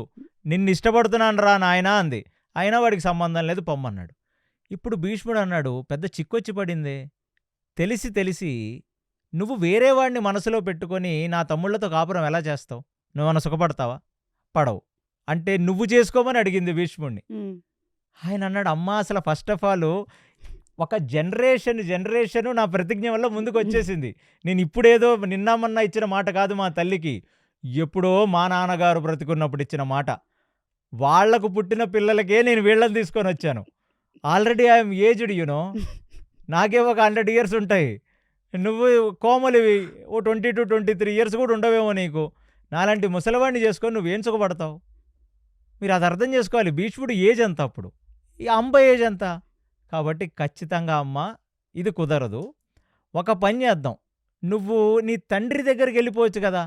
మళ్ళీ నీ తండ్రి ఏదో ఒక స్వయంవరమో ఏదో ఒకటి చేసి నీకు మళ్ళీ ఇంకో పెళ్లి చేస్తాడు కదా. క్షత్రియ స్త్రీవే కదా, లేదా నువ్వెవరినన్నా వేరే వాళ్ళని ఇష్టపడితే నేనే దగ్గరుండి పెళ్లి చేస్తానన్నాడు ఆయన. అందుకనే మహాభారతాన్ని మనం ప్రాపర్‌గా చదవాలి. ఆయన న్యాయం చేస్తానన్నాడు. నువ్వు నాకు చెప్పు ఏం చెయ్యాలో. అంతే. ఆడవాళ్ళకి కొన్ని కొన్ని సార్లు ట్రిగర్ అయితే దానికి లాజిక్ లేని ట్రిగర్ అవుతారు వాళ్ళకి. అస్సలు ఈ గోలంతా ఎందుకొచ్చింది? నేను సాల్వుడు అందరూ వచ్చిన స్వయంవరానికి నేను వెళ్ళా. ఓకే. శిశుపాలుడున్నాడు, సాల్వుడున్నాడు, జరాసంధుడున్నాడు, అందరున్నారు. ఓకే. సాల్వుడిని చూసి వాడు మెడలో హారం వేసేసి ఉండుంటే నా పనైపోయేది. అలాంటిది you made complicated life for me. అక్కడ సాల్వుడొచ్చాడు. నేను మెడలో దండేసేసేదాన్ని. హ్యాపీగా నాకు వాడికి పెళ్ళైపోయి ఈ పాటికి మేము హనీమూన్‌లో ఉండేవాళ్ళం. నువ్వొచ్చి నువ్వు తెచ్చావు చూడు నన్ను. అక్కడరా మొత్తం నాశనం అయిపోయింది నా జీవితం. భీష్ముడు ఒప్పుకున్నాడు. సారీ నాకు తెలీదే. పోనీ నేను మిమ్మల్ని అందరినీ రథంలో కూర్చోబెట్టినప్పుడు ఏమి నోట్లో కుయ్యి కయ్యమనకుండా కూర్చున్నారే మీరు? నేను సాల్వుడిని అంటే ఒక్క నిమిషంలో ఓడించలేను గదా! కొన్ని బాణాలేస్తుంటే చెప్పొచ్చు గదా! నా ప్రాణనాథుడున్నాడక్కడ. నువ్వు వాడిని కొట్టొద్దు. దయచేసి బాణాలేయొద్దు. ఏదైనా ఒక మాటనే చెప్పుండొచ్చు గదా! అంటే అంతమందిలో మొహమాట పడుండుంటదండి. ఇప్పుడు ఏం చేయగలమండి? మొహమాటం ప్రాణానికొచ్చిందిక్కడ. పోయింది ఆమె లైఫు. పోనీ నన్ను క్షమించమని అడిగాడు భీష్ముడు. నాకు తెలీదు దీనికేం జేయాలో. నాకు తెలిసిందొకటే. నువ్వు మళ్ళీ మీ పుట్టింటికెళ్ళిపోయావంటే కొన్నాళ్ళకి అన్నీ మర్చిపోతారు. ఏముంది ఒక పెళ్లి పోతే ఇంకో పెళ్లి. ఎంగేజ్‌మెంట్ ఆగిపోయింది. పీటల మీద పెళ్లి ఆగిపోయిందని ఇంకో పెళ్లి చేసుకోకుండా ఉంటామా? ఓ 6 నెలల తర్వాత అందరూ మర్చిపోతారు. ఇంకో పెళ్లయితే చేసుకుంటాం గదా! హ్మ్. మిమ్మల్ని మీరు ఊహించుకోండి ఆ ప్లేస్‌లో. హ్మ్. ఆయన ఇప్పుడు మీరనేదేంటి? ఆ రాజ్యంలో ఓ పోస్ట్ ఇస్తాడు. ఏ పోస్ట్? చిలికెత్తా. ఆమె పెద్ద రాణండి.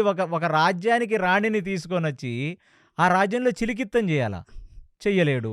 పోనీ రాజులకు కాకుండా ఎవరికివ్వాలంటారు మీరెళ్ళి? ఎవరన్నా భటులకిస్తే అసలేమన్నా న్యాయం ఉంటదా? ఆమె లెవెల్‌లో సాల్వుడు, కురు సామ్రాజ్యం ఇలాంటి పెద్ద పెద్దయి ఉన్నాయి ఆమెకన్నీ. పెద్ద పెద్ద రాజ్యాలున్నాయి ఆమె మైండ్‌లో. అంటే సోషల్ హైరార్కీ అనేది ఒకటుంది గదా! ఇవాళ ఎవరన్నా టాప్ నాచ్ రిచ్ పర్సను ఇంతింత పెద్ద పెద్ద రిచ్ ఫ్యామిలీస్ ఎవరన్నా ఎళ్లి పూర్ అమ్మాయిని పెళ్లి చేసుకున్నారా? ఒక అమ్మాయి పూర్ వాడిని ఎందుకండి చేసుకుంటది? అంటే ఇక్కడ మీరు అదే జాతి, పాతి లాంటివి కాదు మీరు చూడాల్సింది. ఇవాళ మన ప్రస్తుత సమాజంలో ఒక పెద్ద సెలబ్రిటీ ఎవరన్నా వెళ్లి ఒక మిడిల్ క్లాస్ అమ్మాయిని చేసుకున్నాడా అసల? హుహు. లేదు. టాలీవుడ్‌లో గాని, బాలీవుడ్‌లో గాని లైఫ్ ఇవ్వచ్చు కదా! హ్మ్. ఏ టీచర్ గారి కూతురునో, బ్యాంక్ మేనేజర్ గారి కూతురునో చేసుకోవచ్చు కదా! హ్మ్. వాళ్ళు వాళ్ళ రేంజ్‌కి పెళ్ళిళ్ళు చేసుకుంటారు. హ్మ్. సినిమా వాళ్ళు ఇండస్ట్రియలిస్టులని, ఇండస్ట్రియలిస్టులు ఇంకా ఇండస్ట్రియలిస్టులని. హ్మ్. ఆమె ఒక పెద్ద రాజ్యానికి రాణి. ఆమె ఇంకొక పెద్ద రాజుకు భార్య అవ్వాలనుకుంటది తప్ప, ఇంకొక భటులని చేసుకో, హ్మ్. చిలికిత్తల్ని చేసుకో. హ్మ్. ధర్మం తెలిసినవాడు కాబట్టి ఎళ్ళిపోమన్నాడండి. అలా ఇంకొక రాజ్యంలో ఆమె బ్రతికితే హూ ఈజ్ రెస్పాన్సిబుల్? అమ్మాయి సేఫ్టీకి ఎవరు గ్యారంటీ? ఒక అమ్మాయి పెళ్లి కాకుండా అలా ఉండొచ్చా ఇంకొకళ్ళ ఇంట్లో? ఇంకొక రాజ్యంలో, ఇంకొకళ్ళ ఇంట్లో, ఇంకొకళ్ళ అంతఃపురాల్లో ఉండొచ్చా అలాగా? అదెలా ధర్మం అవుతది చెప్పండి? ఆయన ఒక రకంగా స్త్రీని గౌరవించాడు కాబట్టి, తెలియక జరిగిపోయింది నన్ను క్షమించమంటే వెళ్లి ఏం చేసింది? హ్మ్. ఎలా అన్నా రివెంజ్ తీర్చుకోవాలని పోయి పరశురాముడిని పట్టుబట్టింది. పరశురాముడు కూడా ఒక రకంగా అర్థం కాలా. అందుకనే ఆయనేంటంటే వాళ్ళిద్దరూ ఓ రకంగా రోల్ ప్లే చేశారు. ఇప్పుడు నేను భీష్ముడిని కొట్టేయాలి అంతేనా? ఖచ్చితంగా కొట్టేయాలి. లేకపోతే ఎంత అహంకారం కాకపోతే నన్ను కిడ్నాప్ చేస్తాడు. నన్ను తీసుకొచ్చేస్తాడు. ఆమె మనసులో ఉన్నది ఆయనకెలా అర్థమవుతదని ఆమెకి ఎంపతీ లేదు. ఆమెకు ఆ ప్రాబ్లమ్ లేదు. వీడిని కొట్టడం నేను చూడాలని కూర్చుంది పరశురాముడి దగ్గర. పరశురాముడు కూడా పిలిచి ఏదో చిన్నపిల్లలు ఆడిన ఒక ఆట ఆడి వాళ్ళిద్దరూ శిష్యుడి చేతిలో కావాలని ఓడిపోయి, అమ్మ నేను కూడా ఓడించలేకపోతున్నానమ్మా. పోన్లే ఎలాగో నేను ఒక 10 రోజుల పాటు యుద్ధం చేసి తూట్లు కింద కొట్టేశాను కదా! బాణాలతో బాగా నెత్తురు గారుతుంది కదా! చూసి ఆనందించమన్నాడు. సాటిస్ఫై కాలా. ఆమె సాటిస్ఫై కాలా. గంగాదేవి వచ్చి చెప్పింది ఆమెకి. అంటే మీరు భారతంలో సగం సగం సినిమా నాలెడ్జ్ చూస్తే అర్థమవుతది. తర్వాతెళ్లి మళ్ళీ తపస్సు చేస్తే గంగాదేవి వచ్చింది. అవును. అసలు నీ పగలో ఏమన్నా లాజిక్ ఉందా? పాపం తెలియక చేశాడమ్మా. రోడ్డు మీద ఎళ్ళినప్పుడు తెలియక మిమ్మల్ని గుద్దేస్తాడండి. వాడిని చంపేస్తారా మీరు చెప్పండి? లేదు. దాంట్లో కూడా లాజిక్ చెప్పదు. ఎవడు రమ్మన్నాడురా నిన్ను 60 స్పీడ్ మీద? వుమెన్‌కి లాజిక్ కంటే ఎమోషన్స్ ఎక్కువ ప్లే చేస్తాయి. ఎమోషన్స్ ఎక్కువ ప్లే చేస్తాయి కదా! కొన్ని ఎమోషన్స్‌ని ఎవడు తీర్చలేడు, ఆర్చలేడు. అందులో ఒక జీవితం. అందుకనే ఆమె వల్ల చచ్చిపోయాడు గదా! న్యాయం జరిగింది గదా! ఓ రకంగా. ఫైనల్లీ ఆయన ఎలా చచ్చిపోయాడు? అదే అంబ వల్ల చచ్చిపోయాడు. సో, మీ ఆడవాళ్ళందరూ హ్యాపీగా ఫీల్ అవ్వాలి. మాకు లాజిక్ లేకపోయినా ఎమోషన్ స్ట్రాంగ్ ఉంటది కాబట్టే అంబ వల్ల చనిపోయాడు భీష్ముడు. సో, దీనికి సో, అర్థం ఏంటంటే లాజిక్ కంటే ఎమోషనే స్ట్రాంగ్ అని. లాజిక్ అంటే ఎమోషనే స్ట్రాంగా? రైట్. సో, ఎమోషనే స్ట్రాంగ్. సో, మీరందరూ ఆనందపడాల్సింది ఏంటంటే, అలాంటి ఒక తప్పు చేశాడు గాబట్టి, హ్మ్. అలాంటి అంబ వల్లనే చచ్చిపోయాడు. దానికి మీరు ఆనందపడండి. Next question. ఆశ్రమిక పర్వంలో ధృతరాష్ట్రుడు, గాంధారి, కుంతి వీళ్ళందరూ ఆశ్రమానికి వెళ్ళాలనుకున్నప్పుడు ధర్మరాజు కూడా వాళ్ళతో పాటు వెళ్ళాలని డిసైడ్ అవుతారు. అప్పుడు యువరాజుగా ఉన్న భీముడిని రాజుని చేయాలి గానీ, మళ్ళీ కౌరవుల తమ్ముడైన యుగిత్సుకిని రాజుని చేద్దామని అనుకోవటం ఎంతవరకు కరెక్ట్? అంటే తనకి తను గ్రేట్ అని, కరెక్ట్ అని జనాలకు ప్రూవ్ చేసుకోవాలని చేస్తున్నాడా ఇది? ఇలాంటి డౌట్స్ ఎలా వస్తాయండి మీకు? అక్కడ నాకదే డౌటొచ్చింది. భీముడు కదా! భీముడు నా ఫేవరెట్ కదా! సో, భీముడు రాజవ్వాలి గదా! భీముడిని ఓకే. రాజుగా చూడాలని పోనీ నేను చాలా భీముడు రాజు అవ్వకపోయినా పర్వాలేదు గానీ, యూచుని రాజసింహాసనం మీద కూర్చోబెట్టాలనుకుంటున్న ధర్మరాజు, కేవలం తను గొప్ప అనిపించుకోవటం కోసం, ఏదో పెద్ద త్యాగమూర్తి, ఏదో పెద్ద ధర్మమూర్తి అని అనిపించుకోవటం కోసం, ఇలాంటి ఒక పని చేశాడా అనే ఒక డౌట్ ఎందుకొచ్చింది మీకు? ఎందుకంటే యువరాజుగా హైరార్కీ ప్రకారం యువరాజుగా ఉన్న అతనే కదా రాజవ్వాలి రాజు లేనప్పుడు. రాజు పోస్ట్ ఖాళీ అయినప్పుడు.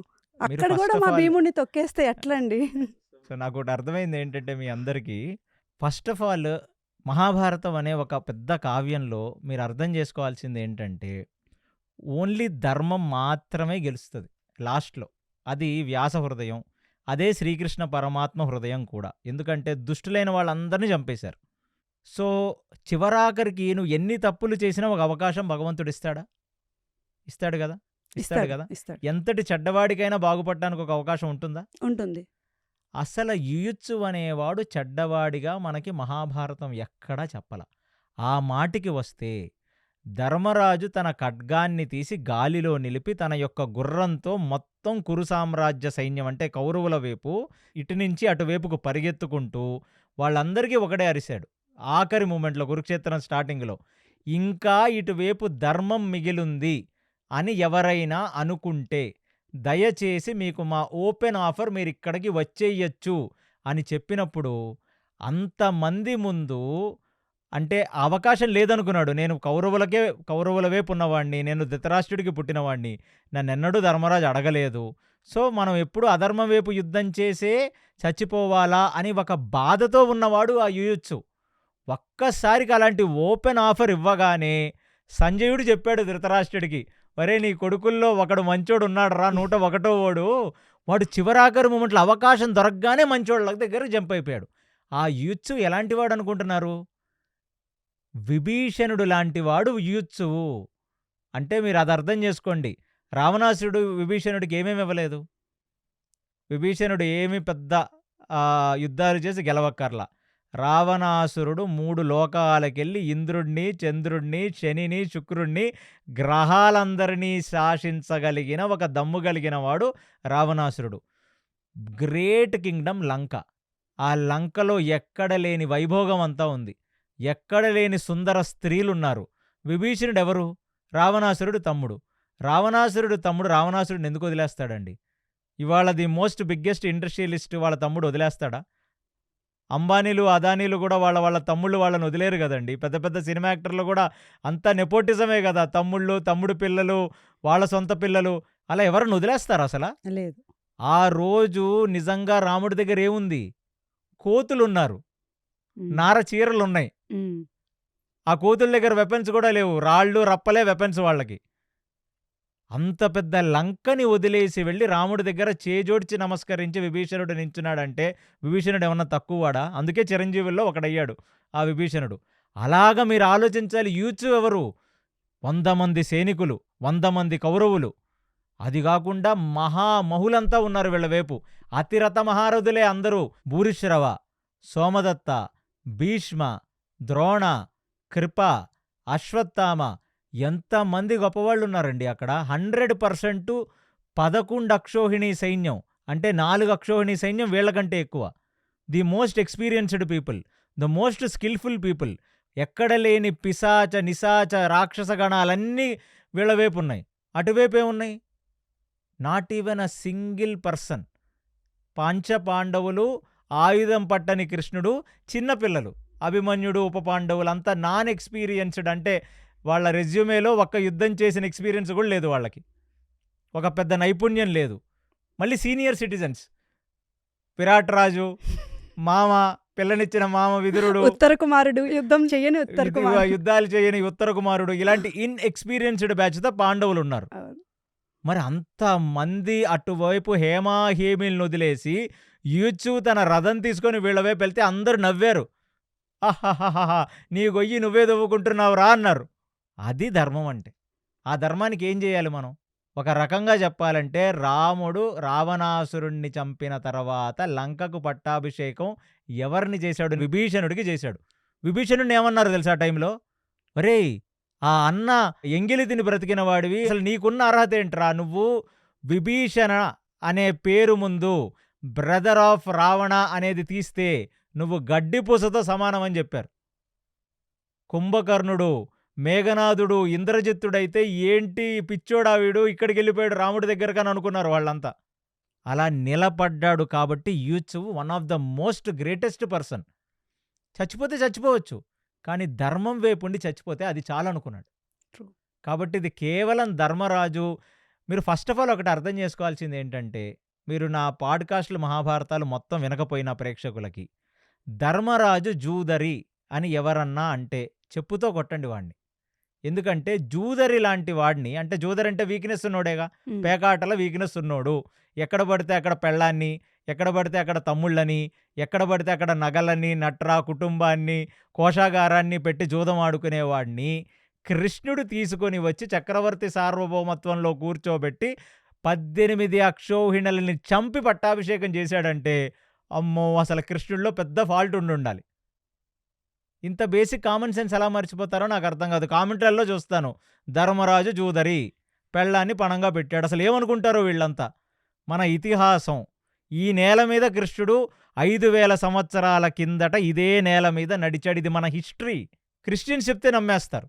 ఓల్డ్ టెస్టిమెంట్ చూశారనుకోండి, మోసెస్ ఒక పెద్ద దండాన్ని పెడితే రెడ్ సీ మొత్తం దారిచ్చేస్తే వీళ్ళంతా నడుచుకెళ్ళిపోతారు. మీరు చదివారో లేదో ఓల్డ్ టెస్టిమెంట్, పాత నిబంధత ఓల్డ్ టెస్టిమెంట్లో మోసెస్ ఒక దండాన్ని పెడితే చాలు సముద్రం చీలిపోద్ది, అక్కడి నుంచి వాళ్ళు నడుచుకుంటూ వెళ్ళిపోతారు ఆ రెడ్ సీని. అది మన వానరులు లాజికల్లీ రాళ్ళేసి రప్పలేసి ఒక పెద్ద బ్రిడ్జ్ కట్టారా నాయన లంకకి వెళ్ళటానికంటే, మనది మిథాలజీ, వాళ్ళది హిస్టరీ. ఇది మన దౌర్భాగ్యం అంటారు. ఆ హిందూ మైథాలజీ ముందు ఆ వర్డ్ని తీసేయాలి. అరే అలా ఎలారా ఒక దండం పెట్టగానే రెడ్ సీ మొత్తం పక్కకు జరిగిపోయి మనకు దారిచ్చేస్తుంది. వాళ్ళది మాత్రం హిస్టరీ అలా జరిగిందండి. 2000 ఇయర్స్ ముందు క్రైస్తు రాకముందు ఓల్డ్ నిబంధతలు జరిగాయండి ఇలాగా. మన వాళ్ళు లాజికల్లీ రాళ్ళు రప్పలతో బ్రిడ్జ్ కట్టారు. ఇవాళకి రాళ్ళు రప్పలతోనే కదండి బ్రిడ్జ్లు కట్టేది. మీరు అన్నట్టు వాళ్ళది వాళ్ళు చాలా బాగా ప్రొటెక్ట్ చేసుకుంటారని నేను స్ట్రాంగ్గా చెప్పగలుగుతున్నాను. ఎందుకంటే ఫ్రైడేస్ ముస్లిమ్స్ ఏమో నమాజ్కి వెళ్తారు, పిల్లలు కూడా ఖురాన్ చదువుతారు, చాలా జాగ్రత్తగా చాలా శ్రద్ధగా చదువుకుంటారు. అండ్ సండేస్ ఏమో క్రిస్టియన్స్ బైబిల్స్ చదువుకుంటారు, దాన్ని ఫాలో అవుతారు చాలా స్ట్రాంగ్గా. కానీ మనం మాత్రం మన మహాభారతాలు చదవము, భాగవతాలు చదవము, రామాయణాలు చదవము, చివరికి నమస్కారం పెట్టి హరే కృష్ణ జై శ్రీరామ్ అంటానికి కూడా మొహమాట పడతారు. అది మన దౌర్భాగ్యం. ఎందుకంటే ఒక బ్యాడ్ ఏజ్ గడిచింది. ఆ 60లు 70లు 80లు అనే ఒక డార్క్ ఏజ్. సో మన తండ్రుల టైంలో మనల్ని బాగా తొక్కేసి రకరకాల వాళ్ళు భారతదేశాన్ని పాలించి మనది అనుకునే ఒక దాని మీద మనకి నమ్మకం పోవాలి. ఏ క్రిస్టియన్కి వాడి గ్రంథంలో ఎన్ని చెప్పినా వాడికి దాని మీద నమ్మకం ఉంటుంది. అది లాజిక్ కాకపోయినా వాడికి నమ్మకం. ఒక ముస్లింకి వాడి గ్రంథం మీద నమ్మకం. మనది మాత్రం మిథాలజీ. ముందు ఆ మిథాలజీ తీసేయాలి. అసలు first of all Greek civilization, Roman civilization, Mesopotamian civilization, ఇలా అన్ని దేశాలలో ఉన్నవి సివిలైజేషన్స్. మనది మాత్రం సివిలైజేషన్ కాదు, మనది మాత్రం మిథాలజీ. ఏదో పేరు ఇవ్వటానికి హరప్పా, మొహింజదారో సివిలైజేషన్స్ అని మనం చెప్తాం. కానీ మన అందరం గుర్తుంచుకోవాలి. నేను మహాభారతాన్ని కూడా మొత్తం కంప్లీట్ చేసి ఒక నార్మల్ లాంగ్వేజ్లో మహాభారతాన్ని ఎందుకు చెప్పానంటే, ఇది మన హిస్టరీ, ఇది మన చరిత్ర. అంటే ఒక 100 సంవత్సరాల కిందట, 200 సంవత్సరాల కిందట, 300 సంవత్సరాల కిందట ఎలా అయితే మనం శివాజీ వచ్చాడు, రాణా ప్రతాప్ వచ్చాడు ఈ దేశాన్ని ఏలటాన్ని, పృథ్వీరాజ్ చౌహాన్ వచ్చాడని మనం ఎలా, చోళులు, పాండ్యలు, శ్రీకృష్ణదేవరాయలు అనేది ఎలా చరిత్రో, ఈ భూమిని ధర్మరాజు ఏలాడనేది అలాంటి చరిత్రే. ఇక్కడ కురుక్షేత్రం జరిగింది. దానికి ఆర్కియలాజికల్ ఎవిడెన్సెస్ దొరికాయి. ఇంతకంటే మీకేం కావాలండి? చాలా రోజు నాసా రామసేతుని యాడమ్స్ బ్రిడ్జ్ అంది. మరి మన పురాణం చెప్పిందే ఆ రెండిటి మధ్యన ఒక ఓడ ఉందని. ఇవాళ ఆర్కియాలజికల్ డిపార్ట్మెంట్ సర్వేలో ఎన్నో అద్భుతమైన విషయాలు ద్వారకలో మర్జ్ అయిపోయిన బేడు ద్వారకకి 30 కిలోమీటర్లు ఆ సీలో ఉన్న ఎన్నో రకాల బిల్డింగ్స్ని, ఎన్నో రకాల ఫౌంటైన్స్ని, కాయిన్స్ని కనుక్కుందే.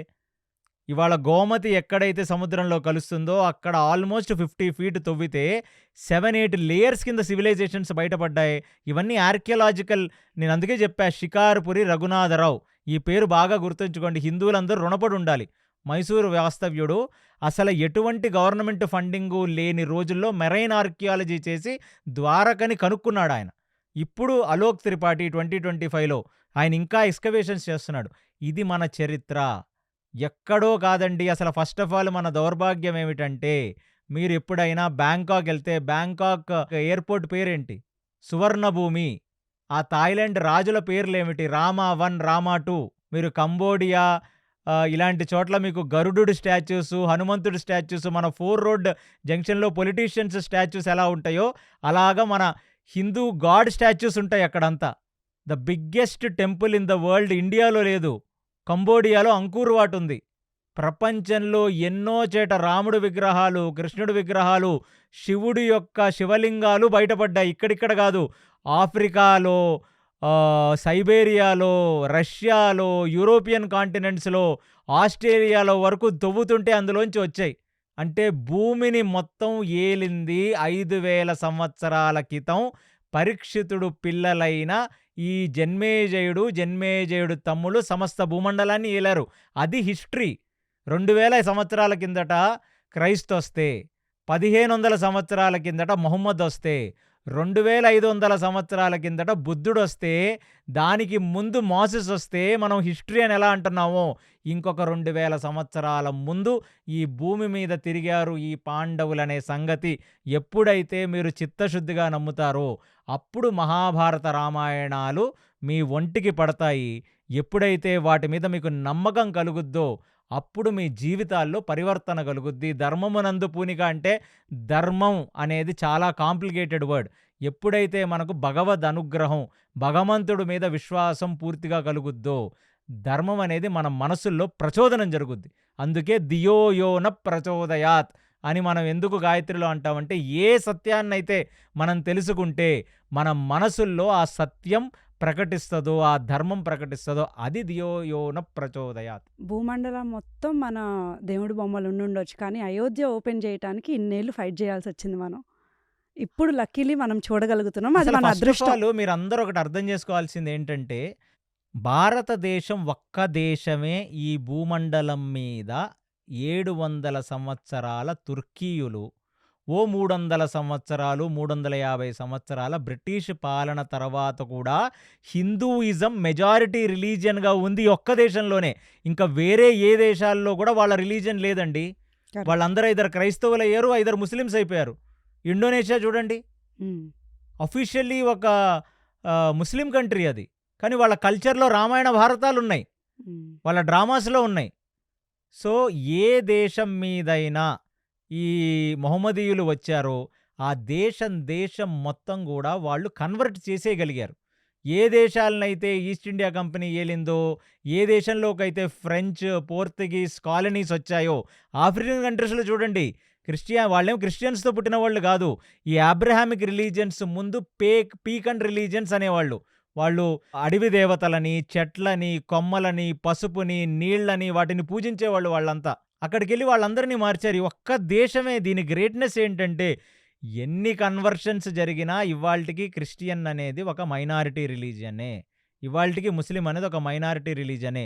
1000 సంవత్సరాల పాటు మన దేశం పరాయివాడి చేతిలో బానిసగా ఉన్న హైందవ ధర్మం, సనాతన ధర్మం ఇంకా మిగిలి రామాయణ, మహాభారత, భాగవతాలు ఇన్ని 1000 సంవత్సరాల వేరేవాడి పాలనలో ఇవాళకి మనం మాట్లాడగలుగుతున్నామంటే ఈ నేల మీద నుంచి సనాతన ధర్మాన్ని అసురులు మొత్తం కింద లోకాల్లో ఉన్న అతల వితల సుతల తలాతల పాతాళ లోకంలో ఉన్న అసురోత్తములందరూ ఇక్కడ రాజులైనా మార్చలేరండి దీన్ని.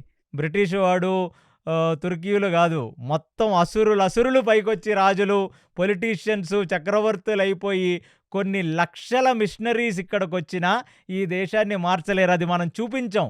ఈ దేశం ఇంకా నిలబడింది. Correct. That is the greatness. అందుకనే ఇది సనాతన. సో ఒక సినిమాలో రజనీకాంత్ ఓపెన్గా చెప్తాడు కదా, ఏమిటి సింహాలే సింగిల్గా వస్తాయి, పందులే గుంపులుగా వస్తాయని చెప్తాడు True. కదా. సో అలాగా ఈ సనాతన ధర్మం అనేది ఎప్పుడూ ఉంటుంది, ఎప్పటి నుంచో ఉంది. ఎన్నో ఆక్రమణలకు గురైనా ఇది ఉంటుంది, ఇక ముందు కూడా ఉంటుంది. ఫస్ట్ ఆఫ్ ఆల్ మీ అందరిలో ఏంటంటే ఏదో సనాతన ధర్మం కిందకి వెళ్ళిపోయిందనే ఒక బాధ తీసేయండి. ఎందుకంటే ఇప్పుడు మనం చాలా గోల్డెన్ ఏజ్లో ఉన్నాం, ఓపెన్గా మాట్లాడగలుగుతున్నాం. ఇవాళ నుంచో 300 సంవత్సరాల కిందటి పరిస్థితి ఏంటి, 400 సంవత్సరాల కిందటి పరిస్థితి ఏంటి? కానీ 1000 సంవత్సరాల తర్వాత పరిస్థితి ఏంటి? మన పాపులేషన్ తగ్గిపోతుంది. ఇంకొక రిలీజియన్ పాపులేషన్ చాలా పెరిగిపోతుంది. ఎందుకంటే మనల్ని ఒక్కళ్ళని, ఇద్దరిని కంటున్నాం, లేదా అసలు కనట్లేదు. ఒక పక్కన వాళ్ళేమో 10 మందిని, 6 మందిని కంటున్నారు. ఇప్పుడు మనం చాలా అదృష్టంగా ఉన్నాం. మీరు చెప్పింది కూడా యాక్చువల్లీ మ్యాచ్ అవుతుంది. ఇప్పుడు మనం చాలా లక్కీ పీరియడ్‌లో ఉన్నాం. But imagine after 1000 years. అందుకనే అండి ఇక్కడ మనం ఒక్కటి అర్థం చేసుకోవాలండి. సనాతన ధర్మం అనేది మనం కాపాడాలని అనుకుంటే అది బ్రతకదు. ట్రూ. మనలో ఉన్న మనుషులలో ధర్మం ఉంటే సనాతన ధర్మం ఉంటుంది. ట్రూ. సో అందుకనే మనం ఎప్పుడు కూడా ఈ ఒక్క దేశంలో ఉన్నప్పుడు ఎప్పుడైనా ఒక హిందూ రాజు ఇంకొక రాజ్యం మీదకు దండయాత్రకెళ్ళి వాడి రాజ్య సంపదని కొల్లగొట్టినట్టు ఎక్కడైనా ఉందా? అందరూ ఇండియా మీద పడ్డారే తప్ప ఇండియా వెళ్ళి ఏదన్నా ఒక రాజ్యాన్ని ఎప్పుడూ కాదు, ఇవాల్టికి చేయలేదు ఎప్పుడు. మనల్ని ఇన్ని రకాలుగా ట్రిగర్ చేస్తున్న పాకిస్తాను ఎకనామిక్ క్రైసిస్లో ఉంది. ఎన్నో రకాల బాధలు ఉన్నాయి కదా పాకిస్తాన్కి. మనల్ని ఎన్నో రకాల యుద్ధాలు చేసింది కదా మన మీద అమెరికా సపోర్టుతో. అవును. ఇవాళ ఇండియా తలుచుకుంటే దాన్ని జయించవచ్చు కదా. కానీ ధర్మరాజు చేయనీయాడు కదా. మన ఆ. మోడీ గారు ఒప్పుకోరు కదా. అసలు ఇది ఒక మోడీకి సంబంధించింది కాదు. భారతదేశం అనేది ఒక 1000 సంవత్సరాలు, 2000 సంవత్సరాలు, 3000 సంవత్సరాలు ఎప్పుడూ మనం ఒక రాజ్యం మీదకి, ఆ రాజ్యంలో ఉన్న పెట్రోల్ కోసమో, డబ్బు కోసమో, వాళ్ళ ఖజానా కోసమో మనం ఎవరిని అటాక్ చేయలేదు, మనం చెయ్యం. అందుకు సనాతన ధర్మం నిలబడుతుంది. మీరు ఒకటి అర్థం చేసుకోవాల్సింది ఏంటంటే మీకు ఓడిపోయిన రాజులు తెలుసు, ఉమ్. కానీ వాళ్ళంతమంది ఓడిపోయినా ఇంకా ధర్మం కొనసాగుతుంది కదా. సో సనాతన ధర్మం వాళ్ళు ఎప్పుడు కూడా ఒక క్రిస్టియన్స్ లాగా, ఒక ముస్లిమ్స్ లాగా, వేరే వాళ్ళలాగా మనం ప్రచారం చేసి పెరగాలని అనుకోకూడదు. మనం కరెక్ట్. ఉన్నవాళ్ళు ధర్మంగా బ్రతికితే భగవంతుడే మనల్ని ధర్మో రక్షతి రక్షతః, ఇది భగవంతుడు కదా. ఉమ్. పరిత్రాణాయ సాధూనాం వినాశాయ చతుష్కృతాం ధర్మ సంస్థాపనార్థాయ సంభవామి యుగే యుగే, ఇది శ్రీకృష్ణ పరమాత్మ మనకు భగవద్గీతలో చెప్పింది. పరిత్రాణాయ సాధునాం, మనం సాధు పుంగవుల్లాగా ధర్మాన్ని పట్టుకుంటే మనల్ని కాపాడటానికి రకరకాల రూపాల్లో ఆ శ్రీమన్నారాయణుడే వస్తాడు. ఖచ్చితంగా. అది మనం ఎలా వస్తాడో మనకు తెలియదు. ఆయనే స్వయంగా రావక్కర్లేదు, గొప్ప గొప్ప వాళ్ళని పంపిస్తాడు. True. ఎంతోమంది హిందూ రాజపూతులందరూ చనిపోయిన తర్వాత మళ్ళీ ఒక తేజస్సు వచ్చింది కదా శివాజీ రూపంలో. దక్షిణాన ఒక తేజస్సు వచ్చింది కదా శ్రీకృష్ణ దేవరాయలుగా. అలా రకరకాల వాళ్ళు వస్తూనే ఉంటారు. ఇక్కడ మనం చెయ్యాల్సింది కేవలం మన అస్తిత్వం కాపాడుకోవటం. అంటే ఏదో పైకి చూపించే అస్తిత్వం కాదు, మనస్సుల్లో మన పూర్వీకులైన పాండవులు బ్రతికిన జీవితం, రాముడు నడిచిన బాట, భగవద్గీత, భాగవతం, మహాభారత, రామాయణాల్ని మన యొక్క గుండెల్లో గట్టిగా పట్టుకొని ఉంటే అప్పుడు ధర్మం నిలబడుతుంది. ఖచ్చితంగా మన పిల్లలకి కూడా, నెక్స్ట్ జనరేషన్కి కూడా అవి నేర్పిస్తూ ఉంటే. అవును. మీరు ఇప్పుడు ఏంటి మీ బాధ? మన వాళ్ళు కనట్లేదు, వేరే వాళ్ళు కంటున్నారు, కనండి. కనాలి. అది కరెక్ట్ కదా. మీరు కనాలి. అవును. వాడికి దేవుడి మీద నమ్మకం ఉంది, దేవుడు చూసుకుంటాడు, అందుకనే కంటున్నాడు. అవును. మనకి ఆ నమ్మకం రావాలి. అవును. వాళ్ళు సండే అయితే బైబిల్ చేతిలో పట్టుకొని వెళ్తున్నారు. ఉమ్. ఎవరు ఆపారు మిమ్మల్ని? మీరు రిలీజ్ అయిన సినిమాలకు వెళ్తారు. మీకు కూడా పక్కన ఒక హోమ్ స్కూలింగ్స్, ట్యూషన్లు పెట్టి నేర్పించండి భగవద్గీత. మన రిలీజియన్ అంత సింపుల్ రిలీజియన్ ఏం లేదండి. ఇక్కడ భగవంతుడు ఎవరు అనేది విషయం కాదు, మనం ఎలా బ్రతకాలి, ఎలా కృతజ్ఞతగా ఆ సంధ్యావందనం చేయాలి, సూర్యుడికి అర్ఘ్యం ఇవ్వాలి, మన తల్లిదండ్రులకు నమస్కరించాలి, మన పితృదేవులకు నమస్కరించాలి, మనం ఎలాగ మనకు సహాయం చేసిన వాడి పక్కన మనం నిలబడాలి అనే ఒక ధర్మయుక్తమైన భూమి. ఇక్కడ ధర్మాన్ని ఒకటండి, సనాతన ధర్మం అన్నాం మనం. సనాతనం అనేది ఒక రిలీజన్ కాదు, అది ఒక ధర్మం. ఆ ధర్మం అనేది మనం తెలుసుకుంటే అర్ధకామములు ధర్మాన్ని పట్టుకొని ఉంటే మోక్షం వస్తుంది. అంతే, సింపుల్. సింపుల్. అంతకు మించి ఇంకా పెద్ద పంచాయతీ లేదు ఇక్కడ. సనాతన ధర్మం ఒక లైన్లో చెప్పేశారు. సనాతన ధర్మం అంటే ఏమిటి? సనాతన ధర్మం అంటే కాషాయమా? కాదు. సనాతన ధర్మం అంటే యజ్ఞయాగాదులు, గుడి గోపురాలా? కాదు. సనాతన ధర్మం అంటే ఏంటి? సనాతన ధర్మం అంటే సింపుల్. వేదం సనాతన ధర్మానికి ప్రమాణం. ఆ వేదం ఏమని చెప్తుంది? వేదైశ్చ సర్వైర్ అహమేవ వేద్య వేదాంతకృత్ వేద విదేవ చాహం అని శ్రీకృష్ణుడు భగవద్గీతలో చెప్తున్నాడు. వేదాల నుంచి నువ్వు నన్నే అర్థం చేసుకోవాలి, నేనే ఆ వేదములకు సోర్స్ అని చెప్తున్నాడు ఆయన.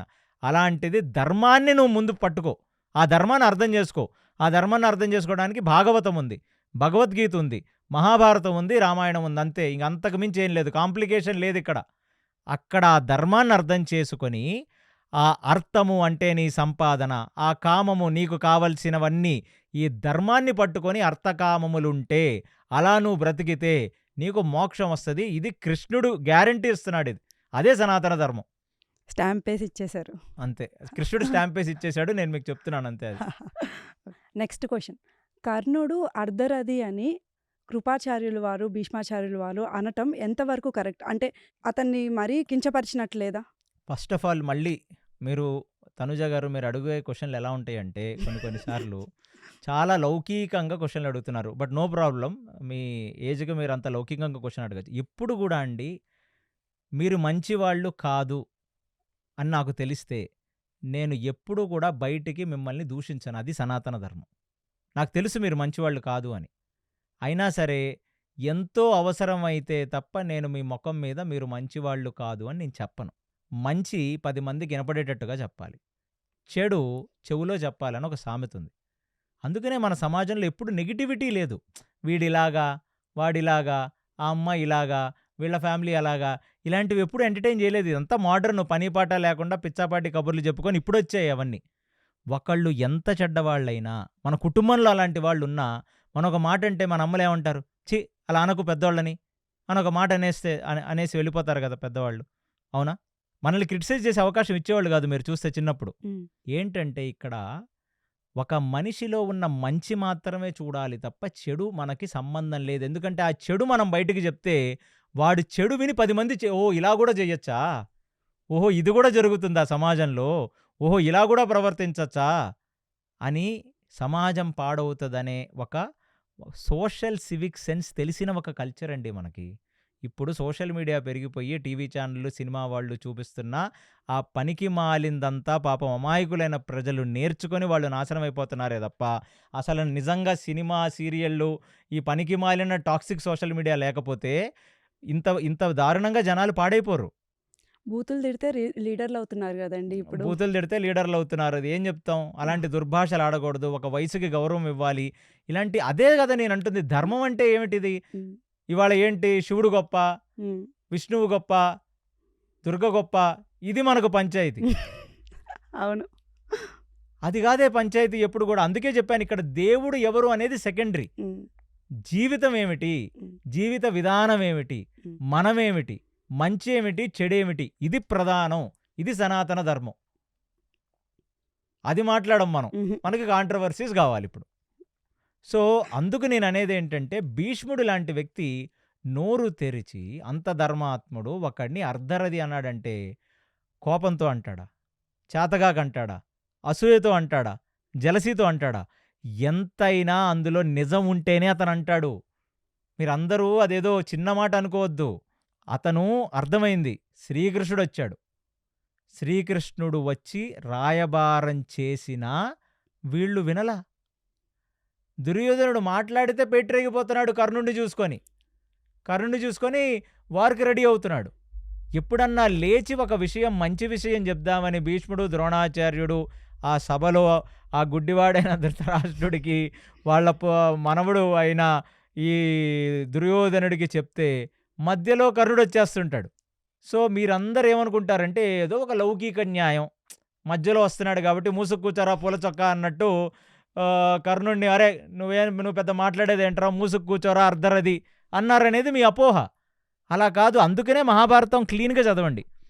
భీష్ముడు ట్రిగర్ అయ్యాడు. ఎక్కడ జరుగుతుంది ఇది? ఉద్యోగ పర్వంలో.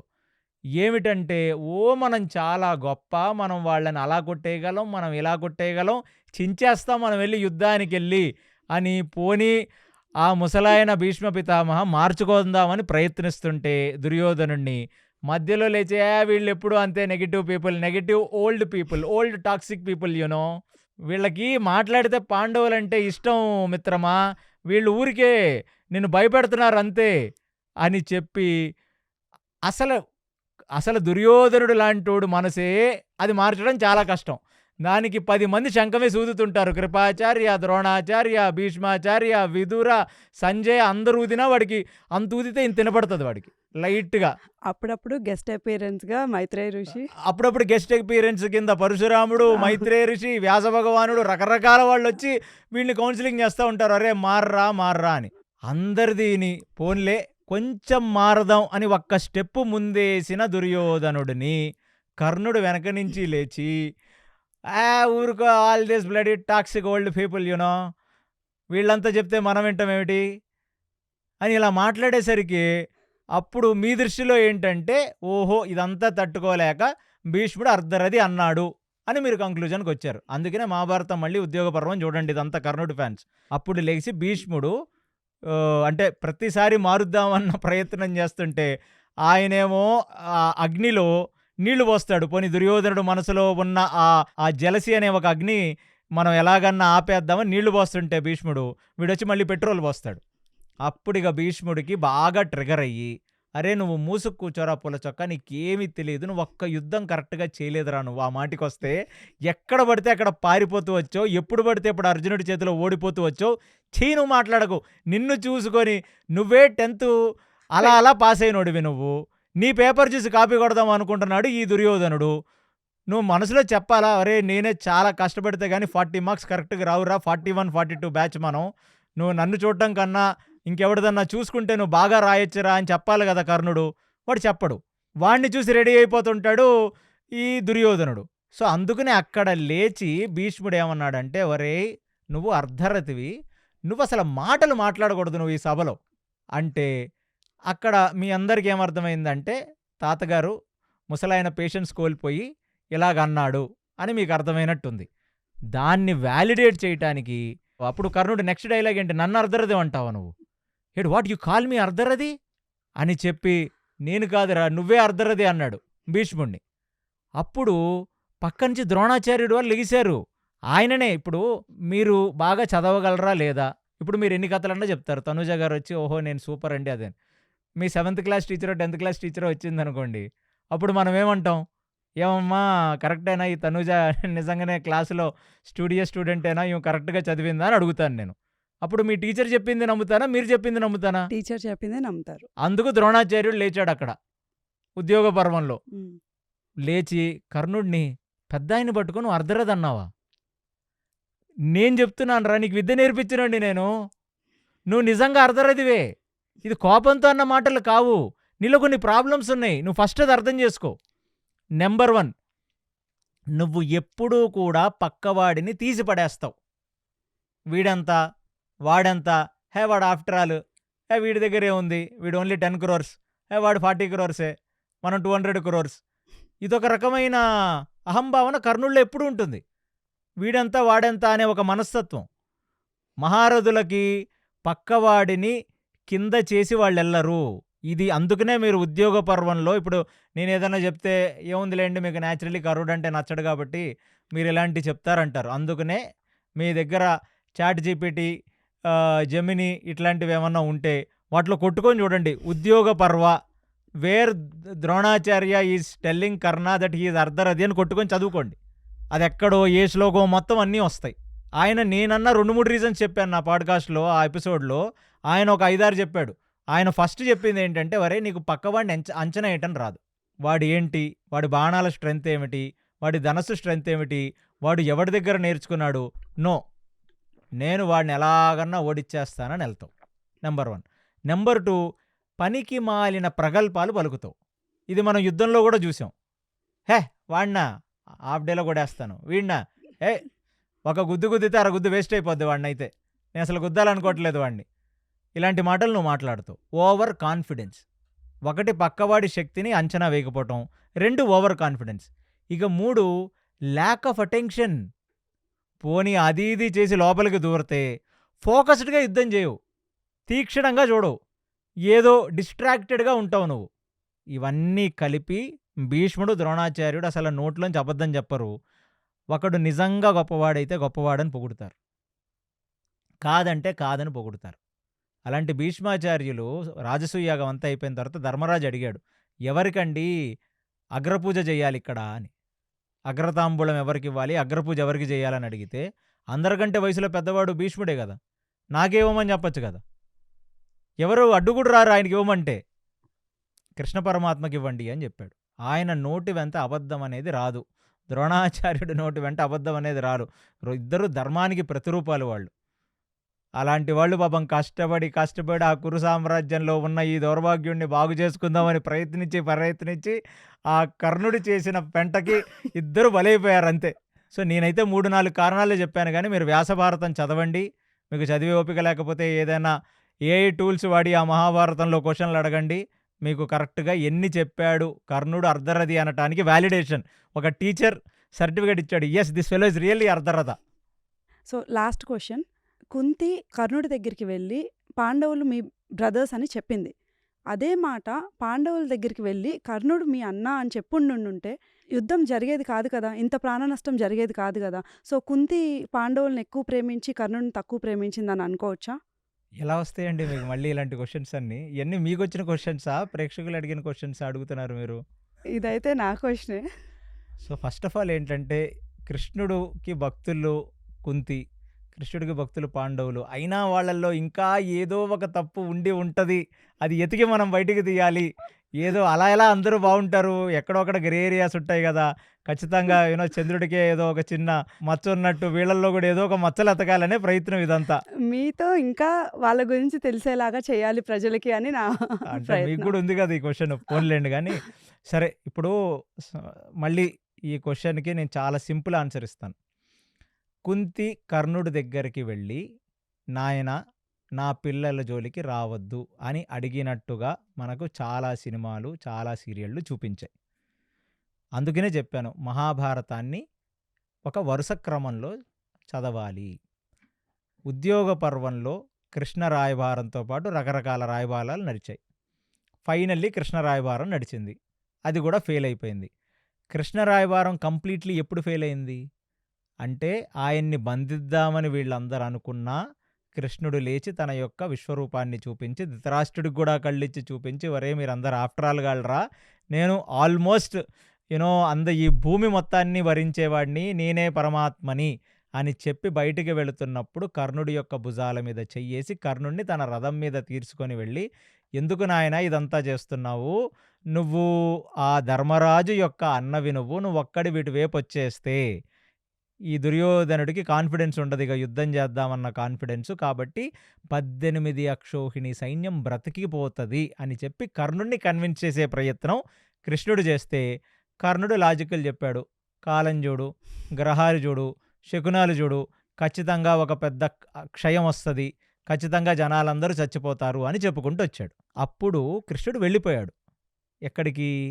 ఉపప్లావ్యం, ఏ ఉపప్లావ్యం నుంచి వచ్చాడో ఆ సంధికి, ఆ ఉపప్లావ్యానికి వెళ్ళిపోయాడు కృష్ణుడు.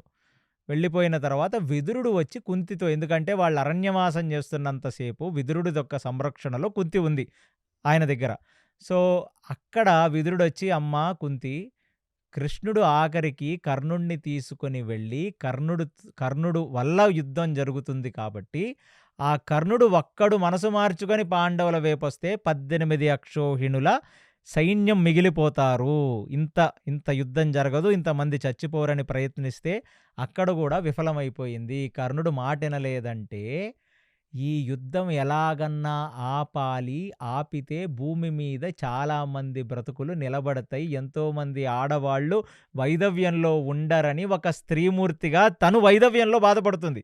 తను భర్త లేక విధవగా తను బాధపడుతుంది కాబట్టి, అలాంటి పరిస్థితి ఇంకొక ఆడవాళ్లకు రాకూడదనుకునే ఒక మహా స్త్రీమూర్తి. ఆడవాళ్ళలో ఒకటుందేంటంటే, తను అనుభవించిన ఏ దుఃఖము ఇంకొక ఆడది అనుభవించకూడదని అనుకుంటదంట. అవును. ఆ స్త్రీమూర్తిలో ఉండే ఒక ప్రత్యేకమైన లక్షణం. మనం ఎక్కడన్నా అరటి తొక్క మీద కాలేసి జారి పడ్డామనుకోండి, కొంచెం మగవాళ్ళు పర్లేదులే ఎనకోడు కూడా వచ్చి జారి పడితే బాగుండు అని అనుకుంటారేమో కానీ, స్త్రీ మాత్రం చాలా చాలా ఈజీగా చాలా బాధ్యతగా ఉంటుంది. అలాంటి ఆమె మనసులో నేను ఏ వైధవ్యంతో అయితే బాధపడ్డానో పిల్లల్ని పెంచుకోవటానికి, అలాంటి పరిస్థితుల్లో చాలామంది ఆడవాళ్ళు రాకూడదు. అంటే ఈ యుద్ధం జరగకూడదు, ఈ జనక్షయం జరగకూడదు. కాబట్టి కృష్ణుడు చెప్తే వినలేదు. ఓకే. నేను తల్లిగా వెళ్ళి నేను చెప్తే బహుశా వింటాడేమో అని చెప్పి, ఆ రోజు తను ఈ భూమి మీద యుద్ధం జరగకూడదనే ఒక మంచి ఉద్దేశంతో కర్ణుడి దగ్గరికి వెళ్ళింది. పాయింట్ నెంబర్ 1 ఇది వ్యాస హృదయం, మిగతాది సినిమా వాళ్ళ హృదయం. ఆ! So point number 1. Point number 2 వెళ్ళి ఏమని చెప్పింది? తనేమి తన కొడుకుల్ని వదిలేయమని అడగలేదు. నువ్వు నా కొడుకువి, సూర్యుడు కూడా వినవలసినది అన్నాడు కర్ణుణ్ణి. అవును. సో అంతా చెప్పింది. హ్మ్. అంటే ఏదో ఆడది వచ్చి ప్రాధేయపడుతుంది కాబట్టి తన పుత్రుల మీద ఇష్టంతో ప్రాధేయపడుతుందని అనుకున్నాడు కర్ణుడు. అక్కడ కృష్ణుడు కూడా కర్ణుడిని అడుగుతుంటే, అమ్మమ్మమ్మ మన లెవెల్ పెరిగిపోయింది, ఏదో ఈ ముసలోళ్ళంటే మనల్ని అర్ధరది అంటున్నారు కానీ శ్రీకృష్ణుడు లాంటోడు కూడా నన్ను వచ్చేయమంటున్నాడంటే వీఆర్ టాలెంటెడ్ అనుకున్నాడు కర్ణుడు. కానీ వీడిని నమ్ముకొని దుర్యోధనుడు యుద్ధానికి ప్రిపేర్ అవుతున్నాడు. వీళ్ళిద్దరూ కలిస్తే ఇంతమంది రాజులు నాశనం అయిపోతారు, వాళ్ళ ఆడవాళ్ళందరూ విధవలైపోతారు, పిల్లలు అనాథలైపోతారా నాయన అని జగత్ కళ్యాణం కోసం కృష్ణుడు అడిగాడు. వీడేదో పెద్ద గొప్పవాడని అడగల, వీడు ఇటువైపు వస్తే యుద్ధం ఆగిపోద్దని అడిగాడు. ప్రయత్నం చేయాలి కదా, మరి యుద్ధం ఆపే ప్రయత్నం చేయాలి కదా. ఇవాళ ట్రంప్ కూడా ఏమంటున్నాడు, నేను యుద్ధాలు ఆపానని చెప్పి నాకు నోబెల్ ప్రైజ్ కావాలని అంటున్నాడా? ఒక నీచుడైన ట్రంపే యుద్ధాన్ని ఆపి నోబెల్ ప్రైజ్ కావాలని అంటున్నప్పుడు, మరి భూమండలాల్లో ఉన్న పెద్ద చక్రవర్తుల్లో ఒకడైన కృష్ణుడు సాక్షాత్తు నారాయణుడు, భగవంతుడు, ఆయన ప్రయత్నించకూడదా? అందుకు ప్రయత్నించాడు అంతే. అందరి యొక్క హితం కోరేవాడు ఆ పరమాత్మ, శ్రీకృష్ణ పరమాత్మ. ఆయన భక్తురాలుగా కుంతి ఒక ప్రయత్నం చేసింది. ప్రయత్నం చేస్తే కర్ణుడు కృష్ణుడు లాంటోడే మనల్ని అడిగాడు. కుంతి ఇన్నాళ్ళు చెప్పంది, కుంతి వచ్చి చెప్తుంది, okay I will not kill your 4 sons so I will not kill your 4 sons. ఒకడు అర్జునుడు అంటే నాకు ముందు నుంచి చాలా చికాకు, నన్ను మెంటల్లీ బాగా ట్రిగర్ చేసే ఎమోషన్ ఈ అర్జునుడు అంటే. అర్జునుడిని మాత్రం కొట్టేస్తాను, వాడు బ్రతికాడా నీకు 5గురు ఎలాగో ఉంటారు, నేను పోతాను. వాడే పోయాడా నేను ఉంటాను కాబట్టి నీకు 5గురు, ఎప్పుడు ఒక 5గురికి తల్లిగా నువ్వు ఉంటావు అని చెప్పాడు. ఇప్పుడు ప్రాబ్లం ఏంటంటే కృష్ణుడు చెప్పినా వినలేదు, కుంతి చెప్పినా వినలేదు. సూర్యుడు ఆకాశవాణిగా వచ్చి ఆమె చెప్పింది వినరా అంటే కూడా కర్ణుడు వినలా. ఇప్పుడు కుంతి ఏం చేయాలి మీ దృష్టిలో?